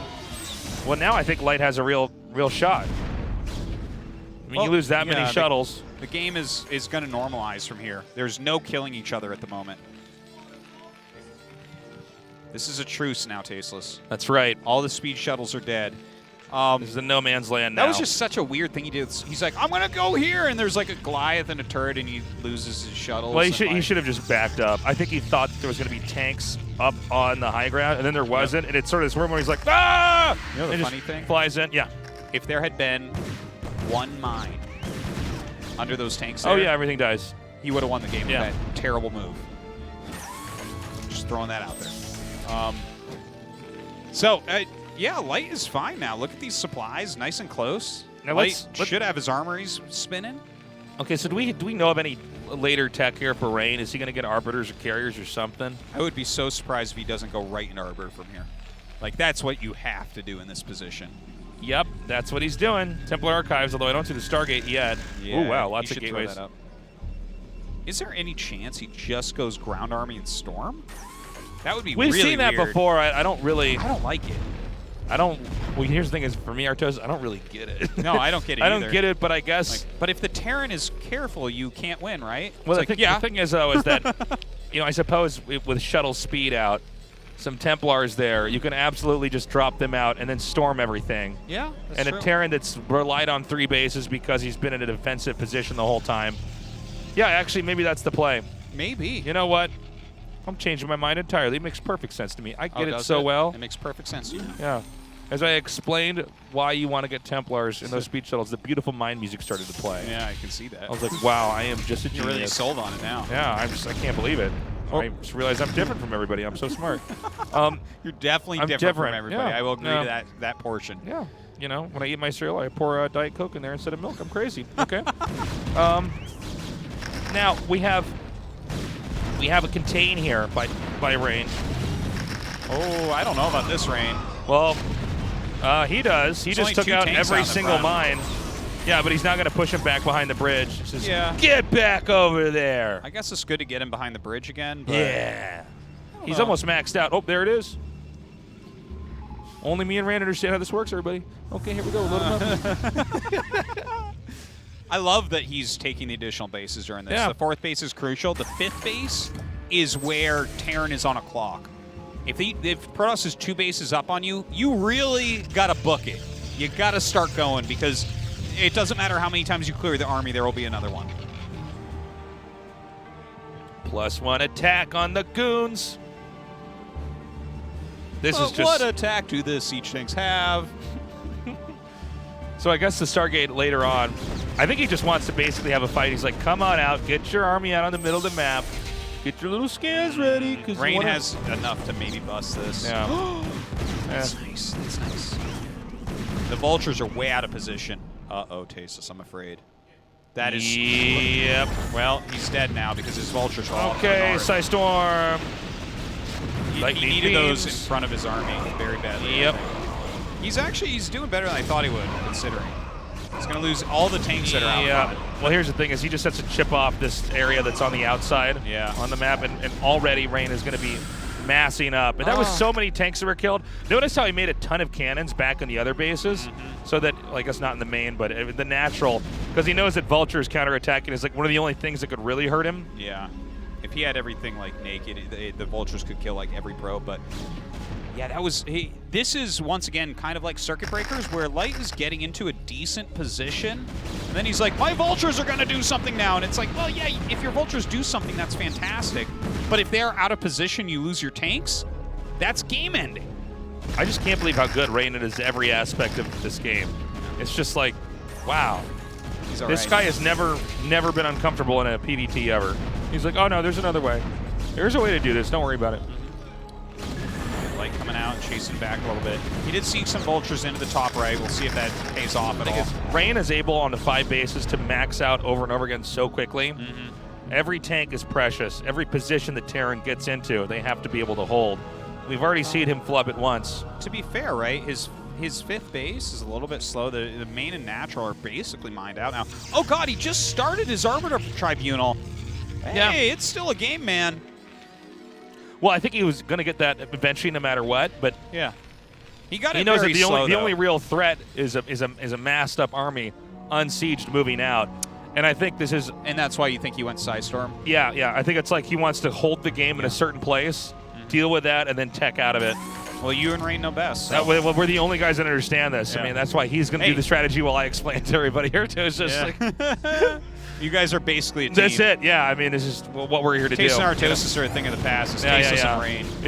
It's a show where Rain plays the game, and I, who understand it fully, explain it to Artosis. And as soon as a good Zerg eliminates Rain, then Tasis basically is done And for the season. I pack up my bags and go home. That's a nice little drop in the top left, I guess, but it's going to be cleared. When Protoss get this base in the top left, if it's up for too long, it's like that's the end of this. That's the end of the game. You're a dead person. Well, Light is starting to move out. He's still not maxed because of these battles that we've been seeing in the center, so that's a big problem. And Rain's bank is really starting to grow at this point. Yeah, Rain can throw his army in here, remake everything again and again and again. Now, that being said, Terran is pretty well upgraded. Over here, there's a ridiculous amount of mines that were laid down there to make it so that the army would have been vaporized before it got too close. Yeah. Now he'll send just a small handful of tanks up there. Wow, 2-2's pretty darn strong. A pretty ambitious move by Light. He's going to try to take this base out here at the top left. And he's expanding. Take the top left overall. Wow. Okay, well, there's no Arbiters yet, so he can do this. I think so, yeah. You know what? The Arbiters are so late. If he completely turtles everywhere, that is actually a valid strategy, but he's got too much army up to the north. He's going to get down here and defend. So what Rain wants to do is actually try to break in here. Now, it seems like Light has actually pretty brilliantly split perfectly his army in half. I mean, he is scrambling. Keep in mind how much more mobile a Protoss army is really than a Terran army. Yeah. Because siege tanks up to siege up. He's reconfiguring his setup over and over and over again here. Oh my God, the Next is still alive up there. Well, actually, he is killing it though. Something to mention is that don't forget that, you know that expansion in the center that has different amounts of resources than other expansions? You know that one? Yes. Yeah. I've heard. Yes, of course. The one in the graphic. Yeah, no, totally. That has walls around it, so you actually only have to defend 2 spots. This spot right below the wall and the spot right above, and that cuts everything off. From there, you're only worried about Arbiters, and the Arbiters are late, so, I mean, Light has real potential this game. So, right now, Rain, having gone for that Psystorm play to try to control the Terran, that worked and bought time, but unfortunately, with the later Arbiters, there's no way to really outmaneuver this army in the middle of the map. Okay, here we go. That is so no. Run! That was a good EMP, too, right on the High Templar. This is I think Light can do it. It's a ludicrous amount of siege tanks. Oh, but there's the Arbiter.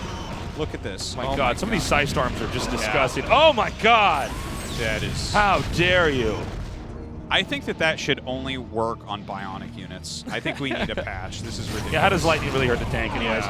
It's made out of electricity. He's going to go for it Tasis. again. What the I mean, hell? he's chipping away at these tanks. This is what Light was building up to this entire game. Okay, but he's getting his Vultures in now. There should be a round of Zealots finishing up, so these Vultures are going to be really, really crucial. Okay, here come those Zealots now. Oh, some mine drives would be so dope. Ooh, good storms. The storms never end. Rain is the greatest human on the planet. Okay, so he can continue to back up. Now, I have to imagine Stasis was what's being researched here. Yeah. There is an Arbiter that's right now at about 100. Note the setup of the other gates over here. This makes it pretty much impossible for Light to restrain the flow of units coming out of the main here. Rally points are actually going to become a bit of a headache here, too. Oh, so good. Very solid EMP. Oh, but there's a Stasis. Okay, that Stasis actually I'm not super enthused with. I mean, the Stasises are good, but those weren't great ones. This is still really hard for Terran to push through. Yeah. This is so difficult. And by the way, some of that army can actually come up and go to that third base. And this is where Vultures are going to have to be relocated, which will cause this degree of vulnerability at the bottom. Yeah, if these Vultures in this tank can hold off this little attack, that's a, oh my God. That's a really crucial moment. He cannot lose that base because Light's main is mined out, his natural's almost done. If you're not mining from 2 bases, you're not in this game anymore. Okay, now Light's going to try to push the bottom. There's still plenty of minerals to mine from here for Rain, so it's not like there's one base that he has to have. The problem is that Rain's going to max out again. He's now going to regain control of his side of the map as he drives out these tanks here. And Light has to run away from this area. He's going to lose. He's hemorrhaging tanks now. He lost control of like that rallied area, that central area, and now, I mean, Rain is just going to bowl over this, right? Well, hold on a second. Oh, that's a lot of tanks coming in from Yeah. behind, though. Wow, okay, Now, so... you know, one thing to watch for, though, is that a recall could be a real threat to the upper left. He gets that at the main. I mean, with all this pushing down here at the bottom. By the way, there's also the chance that Terran could try to claim the bottom center. It's not something we haven't really talked about yet. Oh, that's so hard. Yeah, but you could. You could. Well, you definitely could. I mean, there's going Eventually. to be a weak spot somewhere on the map when every base is being held here. I feel like the next thing that you really have to worry about with Light is just not losing a base. So right now, I think his main objective should be stopping recall in the top. Because that is actually what will kill him. If he loses one of those two bases, he's not going to keep up with the economy that Rain's putting together. Okay, let's see this EMP! Oh! Got them both! Got them both! Oh, that's the best EMP ever! Oh my god, it's so good! And now you lose this base, and now you can't recall. Yeah. Light is in good shape after that EMP. Recall's a long ways away now. I mean, that's just... From here, I think Terran can really, really set up a good defense and be okay. Look at how good Rain is in all these positions. He's like, okay, no, now I knew you would run away here, so I'm going to come back in. You're moving your army somewhere else to deal with something else? Too bad. Yep. Now I'm going to back up. Now I'm going to back up, make you siege up. Okay, he started his Nexus during all that, too. Light's like, no, no, no, you're going to cancel again. Yeah. But look, you know how you were talking in one of the previous games about, oh, if you're not careful about those Arbiters, he has one going towards the main base right now, first off. Oh, will the Vessel get it? No, he didn't see it. He didn't see it. This recall's going to hit. This is going to hurt. Right over by the ramp. No other Arbiter recalled in with this, so there's no way to actually get a stasis on the ramp to block that off. Good storm there as well, hitting a lot of those units. And it looks like Light is going to try to do a counterattack over here. I don't know about this. This is a crazy game right now. Well, if you just send your army back, you're never going to catch up. Another EMP. Yeah, those were the pre-EMP'd ones, but really nice to redo that once again. Pre-EMP'd, as I like to say. Pre-EMP'd. Yeah. It's a different spell altogether. Okay, so Light coming up here. Oh, no, there should be stasis here. Oh, my God, this could be huge. Yeah. Oh, man. And here come the storms. Yeah, and here comes the rest of the army as well. Single file coming up, but doesn't Rain matter. Is so good. I don't even know what to say. Like, this is like some of the best PvT I've ever seen ever. Yeah, I'm so blown away. He was at 3 probes, by the way. Yeah. Let's not forget how this game actually started. Came from 3 probes. Yeah, we're getting close to the 30-minute marker. By the way, the northern spot's gotten wiped out. Terran has no control over that. I'm not clear, because we haven't gotten shots of it, what exactly is going on back at the natural or the upper left main. Well, he has a ring of something. Like, that could be turrets. That'd be a weird place to put them. But it could be mines as well. I mean, this is really nice that he clears all of these tanks, Rain does. Yeah, he's going to get the vessels as well. Definitely an important moment, and he's done a lot of great moves. But still, the Terran lifeline is that top left. Yeah, well, Terran's going to be in this game for a long time with that top left base. I'm sorry, what are the upgrades on the Protoss army? We're not at 3-3, right? No, we shouldn't be. I would be surprised like if he doesn't have +3 attack, and maybe started on armor upgrades, but I'm not sure. Okay. We have a Forge selected, but that doesn't tell us much, does it? Okay. Well, I mean, I guess we want to wait and see for a recall, either in the main where Light started or the upper left main where Light's trying to make that his economic cash cow. Yeah, of course, it appears that Protoss has his own dilemma as well. The only 3 places that he could expand to are the top, the middle, or the bottom. The middle. The middle. But that one has different amounts of resources. As you know, we learned earlier, yeah. And did Rain do his homework and figure out what those resources resources are? Is it even worth taking a base with different resources? I don't know. He's probably sweating bullets just thinking about it, Artosis. Okay. I don't know that Protoss should try to attack in here, but this might be more of a move to try to get the army of Terran to set up in a certain spot. Oh, wow. Okay, so he comes in here with the stasises. And, you know, with a few of the right stasises on the right number of tanks, I think that he just runs this over, and this actually could be the beginning of the end. The here, rally right? points, yeah, there's a lot of Zealots still left, so he's going to lose all these tanks that are above the bridge, but the rallies coming out of his factory should prevent him from death, I think. Right? There's almost no Zealots left, and that's... Yeah, the problem is every storm that comes down on these tanks, it's like... I've never seen so many storms in PvT, seriously. Yeah, well, he makes crazy. it look like it was so obvious that that's what we should have had all along, all the time. Yeah, and maybe it is. Yep, maybe that's just the way you're supposed to do it. And from here, you wait for this army to thaw, you kill this off. Now, of course, there's still a lot of expansions for Terran to make from, but losing that many tanks means there's going to be an opening somewhere in the map to try to do a recall somewhere else.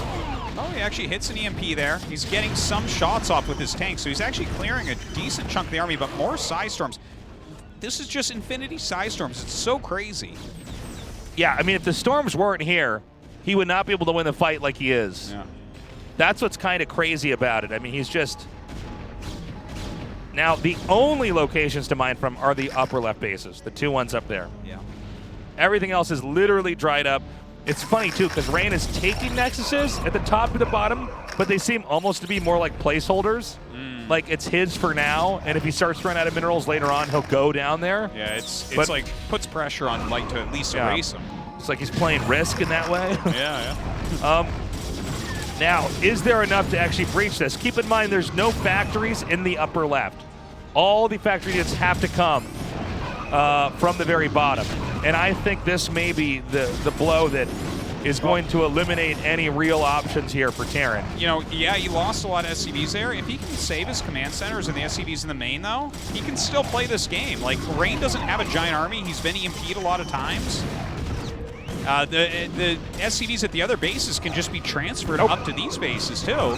Like by the way, the Natural's been mined out here for Rain, so I would imagine the main and the upper right might be mined out for Rain here as well.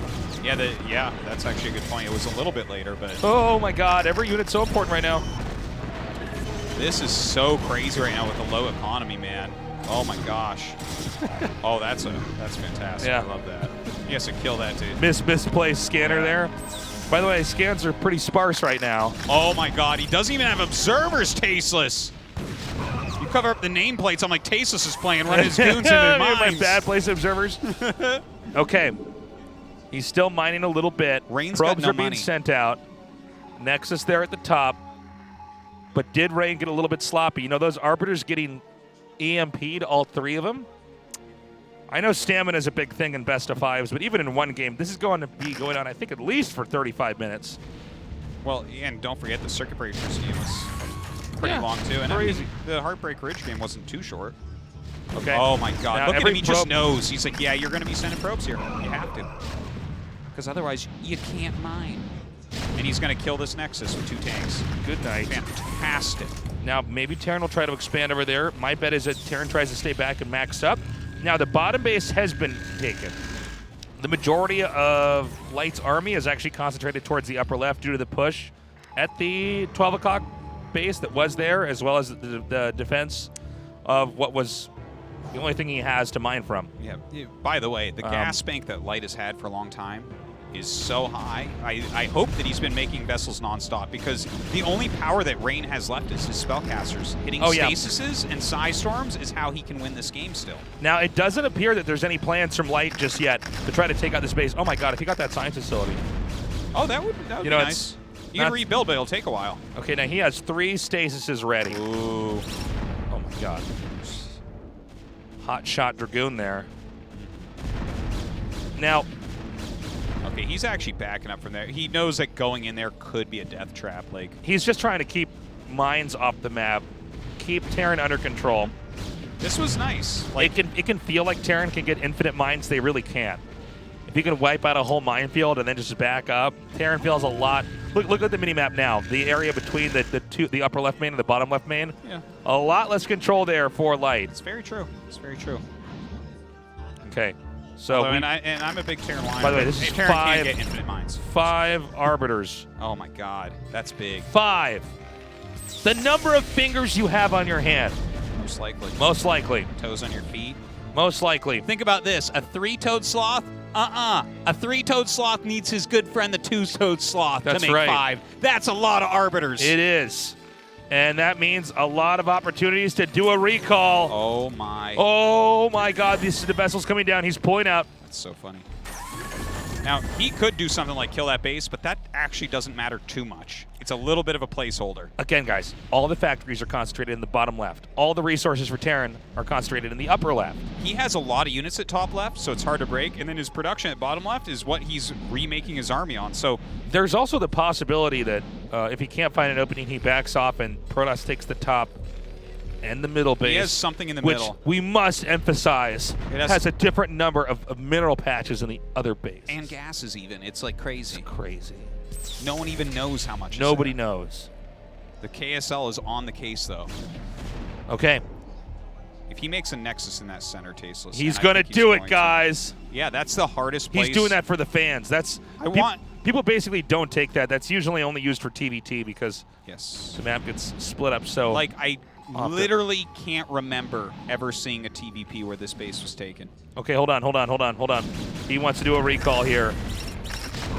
And he's using the Observer to soak up some damage. Here we go! Zealots all over that.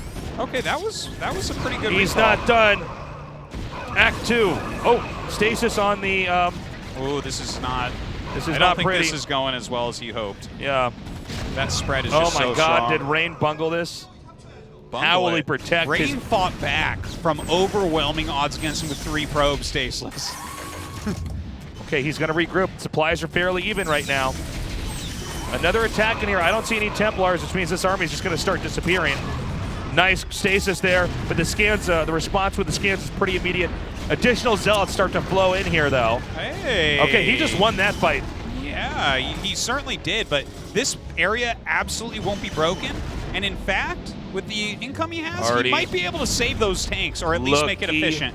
Look. Oh my gosh. He's taking that base over there in the middle of the map.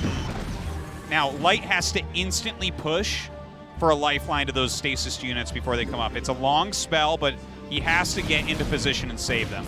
Or not necessarily save them, they might still die, but make them efficient when they come out. Ooh, so good. The storm's coming down now. Ooh. Can he actually break this spot? It looks like he may have overextended. He's going to lose a lot of Zealots back there, but he had to take out the remainder of the units that were under that stasis originally, and he does. Did as well as he could with the defense matrix and backing off, hitting some goons. Okay, we need to figure out how many minerals are actually in the upper left. Actually, we need to just figure out how many minerals are left at each base here. Okay. Now the top is basically full. It looks like Light is thinking about taking that one. Yeah. Oh my God, almost 250 energy. That is scary. Yeah. That is... Several arbiters. Gosh. Rain is so Rain. strong, but Light is putting out such a quality game. He's not here as cutting. well. He's got lots of arbs. You can cut carbs, but you can't cut arbs, Artosis, if you want to win with Protoss. I can't believe he's going to actually take this base in the middle. Do you realize how much more gas he can get there with 2 geysers? It's wild. He needs to get his mineral flow going, though, I think, more than anything. Yeah, but with that many Templars, man? Yeah. Oh, are you kidding me? It's true. You know Light what's funny still is- has a big gas bank. He can continue making science vessels nonstop.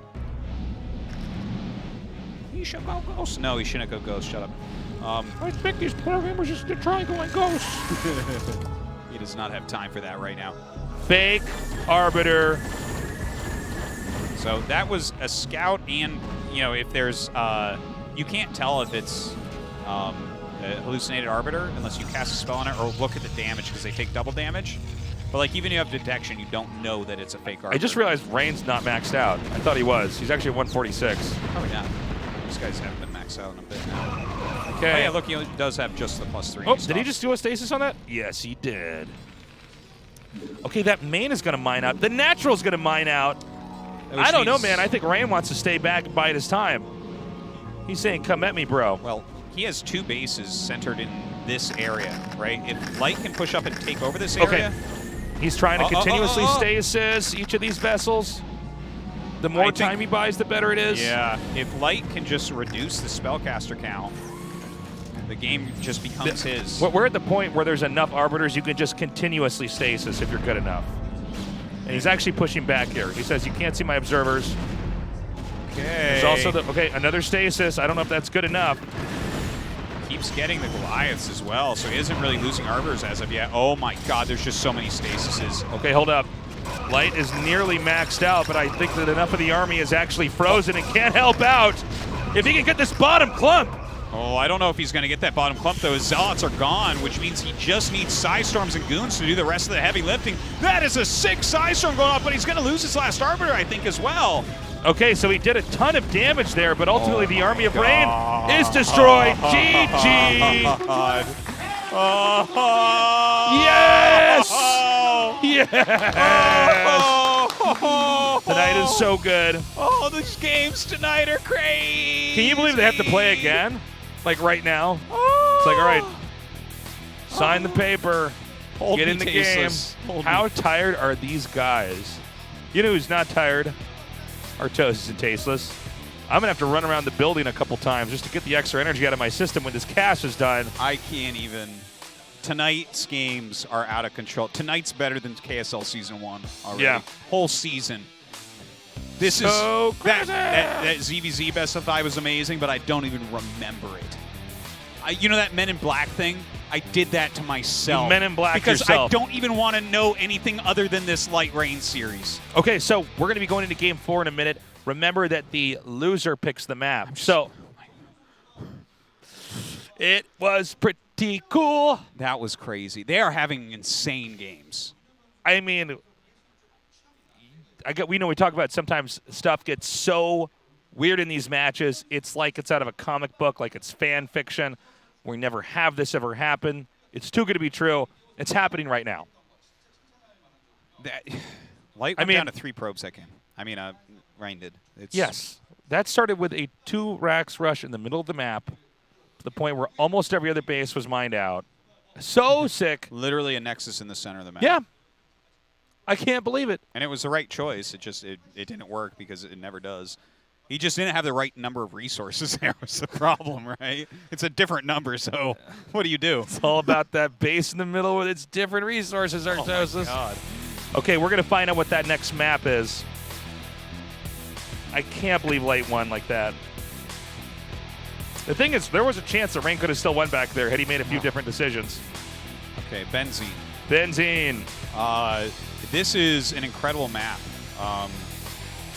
for things like recall, or even if you can get into carriers, it can be good. It's a 2-player map. That's very important to take into consideration. The Terran's more likely to do a gas-based expansion. You can definitely do things like steal the gas very quickly. These little kind of back things on the high ground, they can be used for harassment a little bit. They're generally not used for rushes in this matchup. Yeah, but like for instance with recall, it's really hard to cover everything. You have a really giant main base, and your bases just go in a straight line down. So like to defend everywhere can be a little bit difficult. Sure. Also, whoever gets the center areas, those are 2 high grounds with a bunch of ramps and bridges. So like if you control the center, it's so hard for your opponent to move around. Okay, we are about to start this game. Right now, Rain with a 2-1 lead over Light. This is a best of 5. The winner goes on to the winner's match here of the KSL. Yes! Good!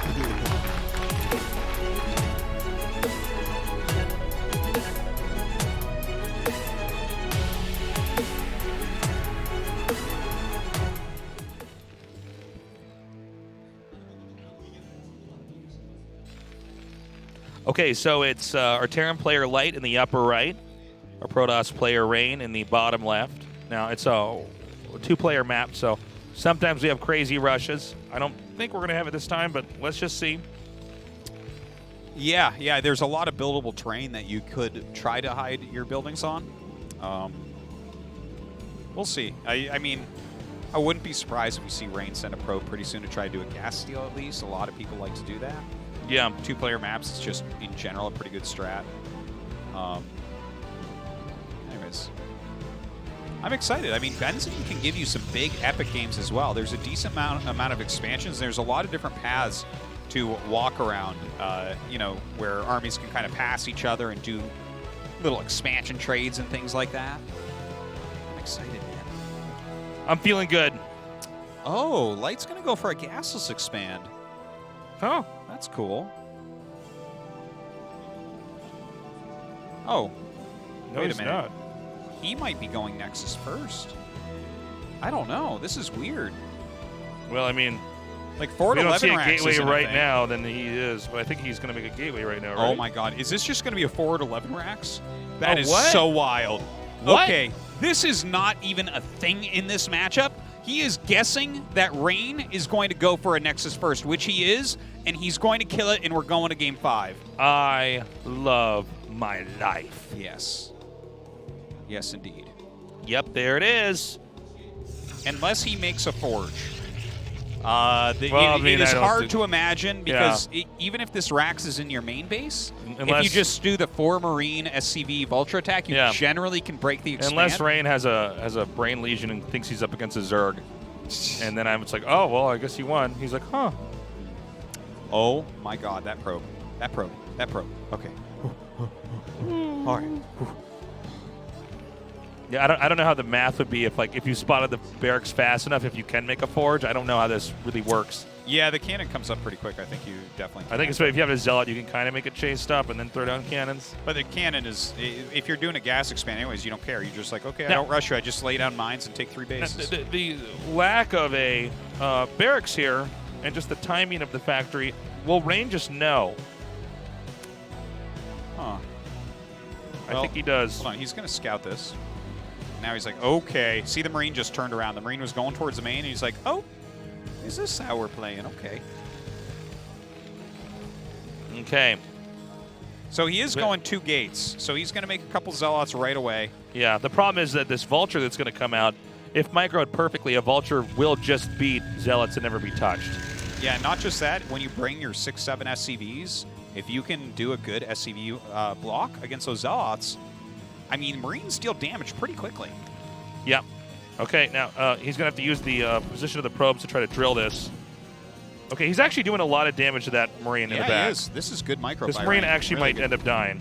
Oh my God, his control is so good. Both of them. Look at that. Bunker's not even making. Yeah, Zealot popped out just now, too. So that bunker's not going to finish quite yet. Here it comes. Zealot wants to word with you, Marines. Okay. Needs to delay this bunker from being constructed. Wow, puts damage on the bunker. Okay. He's kind of forcing his hand here. He's like, are you going to try to finish this or not? You might have to cancel. But with the Vulture coming up. Wow. It's so crazy. Now here's that Vulture. It should be... Okay, it's not far away. He doesn't have vision of any minerals on the map. Rain doesn't. So no more probe drills. He just has to use them regularly. But here comes the Vulture. Now, I don't know how far away these Dragoons are. Yeah. Now, he's getting an add-on, right? So this game is not over either way, but he should be getting mines from here. Oh, my God. Oh, my God. That's actually pretty big. Yeah, it is. Miscontrolling that SCV. We're going to see how many probes he can get at this point. I don't think he's going to bust the Nexus because he didn't ever send SCVs here. Okay, he's taking out the SCV. No repair on the Vulture. What you see is what you get. Every Dragoon shot, every Zealot punch is damage. Yeah, if you can get the Vulture hitting Zealots and erasing those, then the Marines can actually fight the Goons at this point before range. Oh, a little bit of miss micro there by Light. It looks like the rush is over and held. Wow, I was a little bit surprised he didn't send the SCVs because the Rax was so close. The rally makes a big difference. But, okay. Well, it's not like he's played poorly here. He now gets a mine contain up, takes his expand. He killed some probes. He made him lose mining time. It's not bad. Okay, nice control here. Because is he going to be so good he actually just tried to shoot him down without any vision? Okay, there's one Vulture coming around. Yeah, that's pretty annoying. Uh-oh. Okay, kind of tipping his hand there.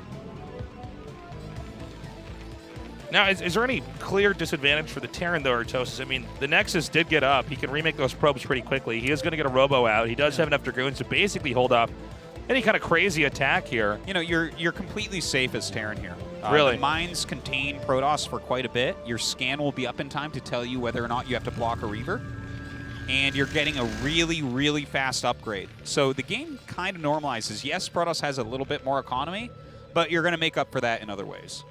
Interesting. So I guess what I'm trying to say is, like, if you're a very good macro Terran, you're pretty comfortable here. It's not, I don't think he feels like he's well behind or anything like that. And Nexus First can't make you feel like that when it gets held. Yeah. So it is Reaver. We'll see exactly where the scan hits. If he scans exactly on the Nexus, he might just barely miss that it's Reaver, but I think you'll be able to tell. Well, also Reaver is just so trendy now as a unit that you can try to get control of in the game. I'm wondering, just because a lot of Vultures are made, it seems like the tanks, we have one out now, but not a lot of tanks are going to be out, right? Is there any merit for trying to get an Observer out, then getting multiple shuttles with shuttle speed and trying to bust down the Terran because the way the tempo of the game has been going, it perhaps there's not quite enough defense there for him. Well, I don't know. It's just in the current meta that most Terrans are doing, which is the factory into Armory and Academy into a second factory. Yeah. You actually go Goliath tank. Obviously, he has the Vultures first because it's a Nexus first, and this gives him some map control. You can look at the map; it's crazy. He sees everything. But see, he scans. He's going to figure out exactly what's going on here. Yeah, he sees that. So he'll just start making Goliaths. He'll go into Goliath range. This won't be able to do anything. Wow, that's a sneak expand right there. That is not a normal third It's base. so crazy because Light's done so many unorthodox plays, and that seems to be what's been working for him. When he plays more standard, it gets shut down. Now, there's enough of a spread on the map. I think that mine might even be able to see this shuttle. If not, maybe the Vultures, or somehow this is like the Mr. Magoo shuttle where it just goes through everything. Somehow not getting in trouble. He's not going to see that command center, just barely. That's annoying. Yeah. Well, you wouldn't even assume that. That's such a weird place to take a third. But, yeah, he sees that this is coming, and now he can just kind of dog it with his Goliaths and be all right. Yeah, you got to have that high ground vision, though. That is important. Okay. Shuttle speed may finish in a second here. Yeah, if he can get the barracks over there, he can actually cut off any movement from the shuttle going north there. Okay, so the observers are out now. There's going to be that third base. Kind of crazy. He's just got the probe over there to get that that mine. Yeah. One Vulture out there, and it gets that. So some of this game is going to be dependent on whether or not Rain actually spots this bottom base, because if it looks like the Terran's on 2 bases for a long time, when the Terran is in fact on 3, you would react to it in a completely different way. And this is where you don't realize what kind of position you're in. You didn't match them in expanding or out-expand them as the Protoss. It's funny, too, because, like, I think he would have been starting his third command center by now regardless, but it would probably be, like, right in front of his natural so he can defend it and then float it down to the mineral base maybe, right, and just play that turtley game. But here, he's taking a location where he gets a third gas so he can really macro up. Like, you can definitely macro off a base without the third gas, but, yeah, he just... Light has done a very good job here. Okay, another scan here. And again, the shuttles with speed. He's just looking for some kind of an opening. Yeah, look, he's going to pick off that Goliath. Okay, this is pretty sick. That is a sick kill. Oh, my God. Oh, good pull, good pull. Okay, great job there. Takes out the tanks. Oh, that was so good. Oh, my God, 2 tanks and 2 Goliaths killed already, as well as an SCV. And now he's going to back up. Fantastic. The Hidden Expo is up. Again, you can't really transfer SCVs to it. That's one thing to keep in mind. It's not like Terran gets a third base right outside of their second, and you just take a big chunk of SCVs and send them over there. You know what? With the speed with which he took that gas, I almost feel like, does he expect it to be found and he floats it away? Well, why you mean the Terran? Yeah, like right now. You know, that's actually a good Light point. Doesn't like, need all this gas. Yeah, he he's at 600 gas. Yeah. I don't know. Maybe there's like a weird. The way the momentum could go is you could just make a bunch of factories. If you get out a bunch of factories and you don't make add-ons on them, then you have a ton of Vultures coming out later. Oh. I don't actually know. The thing is, you don't even need the third gas as of yet. I mean, if you're going 2 factory tanks and all of your Goliath or all your upgrades, then yeah. Okay, well, he is going 2 factory tanks, though.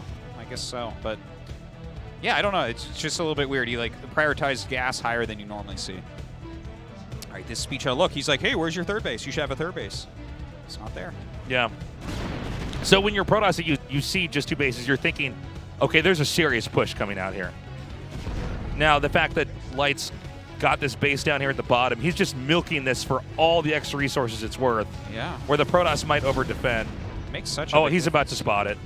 He's like, I do everything in the game so I never lose because I'm a perfect Protoss player. Turn it up. Oh. Sees it.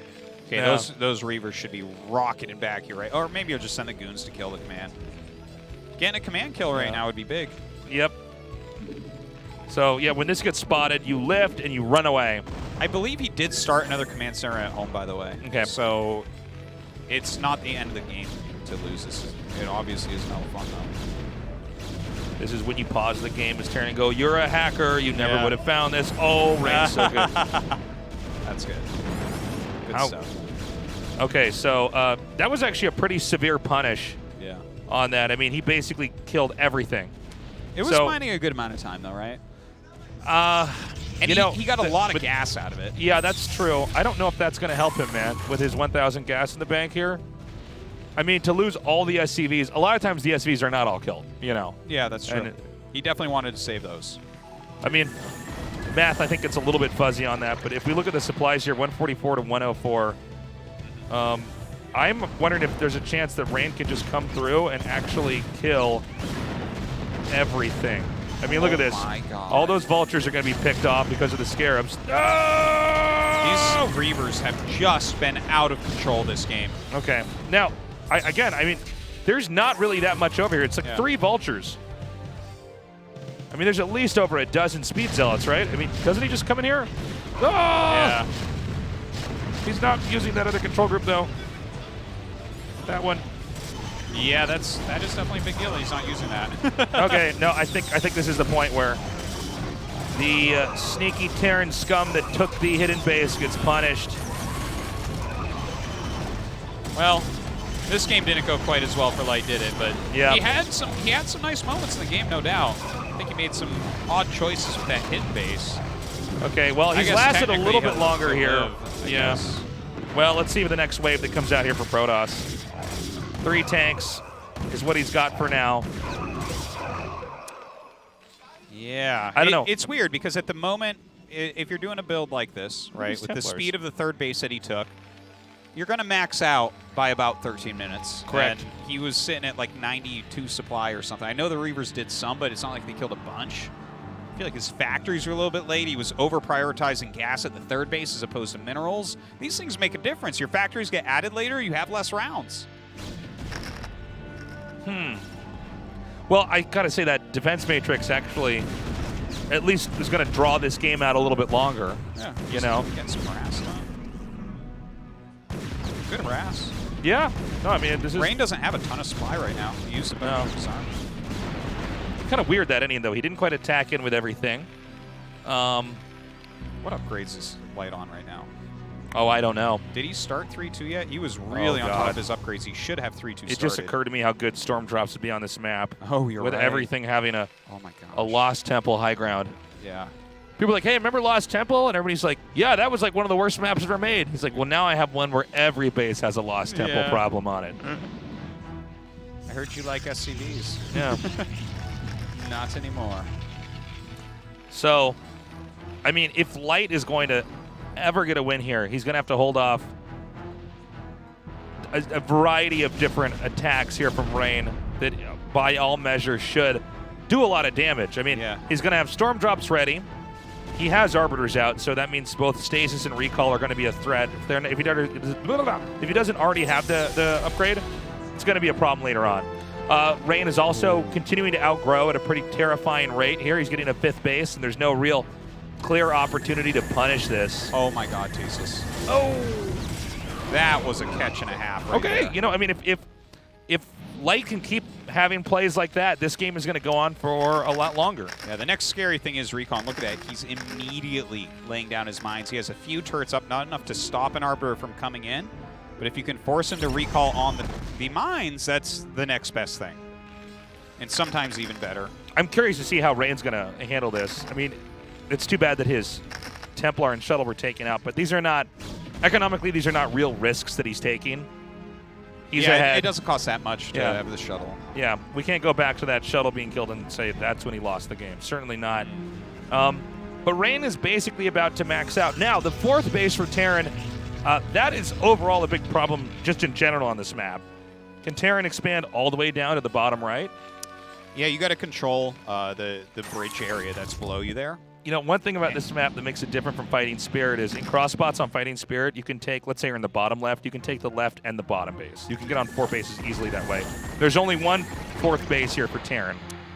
Once you secure your 4th, though, you get a 5th with it. That's it's like a good a point. package deal. It's a 1+1. Exactly. Now, so he's actually taking that base he was already mining at as his 4th instead of the bottom right. It doesn't really matter that much, I think, but he's got a really... Okay, I think he has a vessel, actually. Yeah, I see the box. of his vision. He's following a vessel around. He's really looking for possible recalls. Okay, here it comes. This is a big moment. Light's army is out of position. Okay, well, he EMPs this army as it hits because he missed getting the Arbiter in time, so maybe he can clear it. So this means that Rain needs to stay on the run now to avoid the army in the middle of the map. He's going to be remaxing. He's got more Arbiters. He should have Stasis. He's going to have Storm. An unsieged army of Vultures and tanks moving forward could really get torn apart by Storm. Yeah, that is true. Let's see how they manage both sides of this, because definitely the attack is a little bit scary, but he will have rallies that come out. Okay, he pulls back across the bridge. This could be a poor attack from Rain over there. He's okay, well, here comes that right? Stasis. That was that's a pretty good sick. one. Yeah. The Zealot flank, though, that is the real money right there. Getting Zealots right on top, getting right into these siege tanks. He's hitting some of his scans, but the goons are getting shredded. Okay, you know, even though that was pretty great by Light, there's no middle base here for Light. Oh, that's true. He actually got everything. You got the command center, you're right. That's a big deal. If he could counter kill one base, I think he'd still be all right, but there's no way for him to get up there. It'd be an overextension. Yeah, I think Rain is just going to go back and keep clicking on his gateways and making an army. As Protoss are wont to do. It looks like Rain might be taking that 6 o'clock spot. It's kind of interesting. Some mines in his way. Is Light going to kind of try to keep pushing here? I don't know if this is going to work, but I think he has to. He's got to make the best out of a bad situation. Yeah, so you can't re-expand your natural and think that's a winning move. So he's going to try to take this one out. If he gets a really good minefield up and hits EMPs, he actually has potential to. Okay, that was pretty sick. He did get one storm off. There's not enough Vultures here. Note the targeting to the vessels here. Oh, that's it. There's not going to be that many scans with that command center taken out of the second base. So this is a crucial moment right now. He's using all of his siege GG. tanks. Yeah. Sick. All right, that was an amazing series, though. These two really fought well. Gosh. Light's definitely going to Valhalla after that, right? Yeah. Wow. I'll tell you, man, Rain is crazy good, but that was not an easy series for him. I mean, Light really pushed the limits of what Rain was capable of. He did. One of the funnest PvTs I've ever casted. I hope that this gets people to realize that Light is very good at this matchup. Yeah. He's a very good TVP player. His TVZ is actually even better than what we saw here, but to be frank, this TVP tonight, I'm getting chills, like, remembering all the different moves and great things he did. Yeah. Like, he, as you said, he really pushed Rain to the edge. There were some very long, very close games here. Guys, we have so many more days of KSL. This is just day one. I know.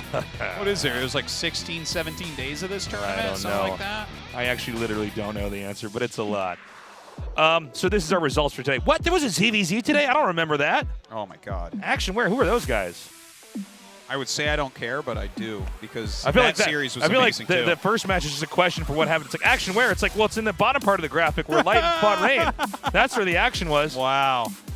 We're going to go to an interview with Rain. By the way, the ZVZs were actually crazy good, too. This was just a fantastic night. This is the best night of KSL yet, and I'm not just talking Season 2. Like, this was amazing tonight.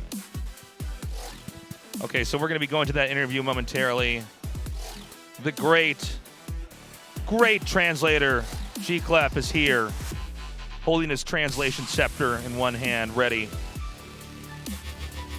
And what you guys don't know is that G-Clef, he's actually a warg, like in Game of Thrones. Like, he actually goes into the interviewer's mind and asks the questions, and he translates it to us. It's a really cool thing that he does. He's a very talented individual. There's no doubt about that. Just like, you know, I'm a caster warg. When you hear good cast in other games, that's Tasis warging in their body and saying what's happening. Okay, that interview's ready now. So G-Clef, take it away. Thanks, guys.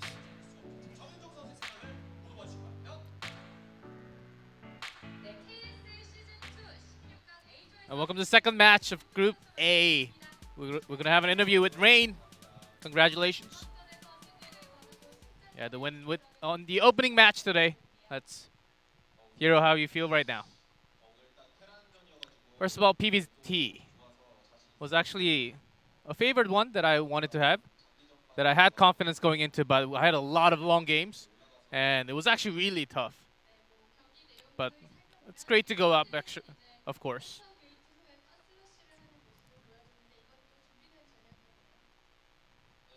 We had lots of 무난하게 가면은 별로 proxies 토스가 coming 안 up from light. 좋아가지고 초반에 뭐 가스러시나 전진 게이트 하려고 생각을 했는데 제가 평소에 가스러시를 많이 해서 I was actually trying to go for the gas 대회 rush 때는 전진 게이트를 한번 really 해봤는데 early game and actually proxy gateway as well. But that didn't really quite work out for myself. Had the gas, which was okay. 말씀하셨다시피 2세트에서 4세트까지는 전부 혈전, 뭐 난전이었던 And then 것 throughout 같아요. game 2 특히 to all the way to game 4, 살펴보면 very long 이제 games, 전반과 후반으로 나눌 수 있었거든요. 네. 일단 which we BBS를 can talk about the early game and the late 전반부터 game. 생각을 해보면 좀 당황하진 않았는지 궁금해요. Were you at all surprised by 사실 some of the strategy BBS를 that 생각하고 Light actually brought against you today? 파일런 지어놓고 드라군도 사업을 먼저가 아니라 드라군을 먼저 지었거든요. 원래 선사업 빌드를 많이 하는데 Yeah, I actually wanted to BBS까지 go 생각을 for the later 했었는데 build with the Citadel, but I actually had the Dragon 그래도 build 좀 많이 힘들었어가지고 really early. I was thinking about the late 초반에 game. 근데 유불리를 제가 잘 모르겠어요. 제가 잘 막았는지 잘 못 막았는지. I'm actually not sure if I had a 몰라가지고 그냥 good defense on that moment. 유불리 모른 채로 그냥 게임을 했었는데 When the bunker came 중간에 into my base, 충분히 이길 수 있었던 것 같은데 져가지고 좀 아쉬워요. I actually thought I was going to win the defense really hard, but it was really tough to defend against him. So it was actually a disappointing moment for myself to have a hard defense against Light. 있었다 이런 말씀인가요? 네, 아무래도 그냥 본진의 두 번째 파일런을 지어놓으면은 프로브가 비빌 곳이 없어가지고.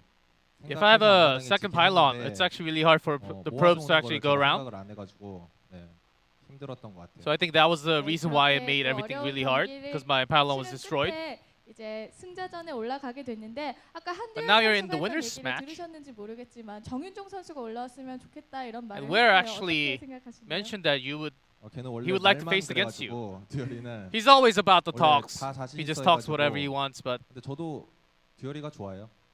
I actually do like Ware as a 그러면 person. 승자전을 위해서 어떤 점을 좀 중점적으로 준비하고 싶으신가요? 아무래도 What do you want to focus preparing for the winners match? 맵도 신맵이다 보니까 뭐 심시티나 뭐 초반에 올인 같은 전략을 The first map, of course, the Ridge is actually really hard. I'm going to try to do some SimCity. Maybe that's required for the next matchup. 활약 기대하도록 하겠습니다. 감사합니다. That was the interview with Rain. And let's go back to the casters. Excellent work as always, G. Clef. Oh my God, what a great day today. It's only going to get better too. It's hard to imagine because today was really fantastic games. Yes. Loved it. Just absolutely loved it. Can't wait for tomorrow now.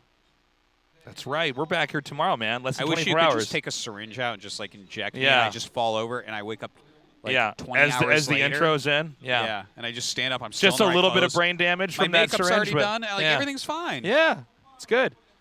Oh, what a good day, man. So sick. Guys, thank you for joining us here at the KSL. This is Season 2. Still a very new tournament in Korea, but with StarCraft Remastered out, the game is growing. It's getting more attention again. And, of course, to have not just the old legends come back, which, of course, is always cool, but to see new, fresh blood injected into the scene, that's exciting as well. Tomorrow, same time, same place. Killer versus Mind, and then Mini versus Sulky. Those were some great matches. Mini and Sulky are really high-end. Yeah. PvC. I mean, Mind is and has been one of the best Terrans in the world for a long time. But don't sleep on Killer. This guy is actually surprisingly strong.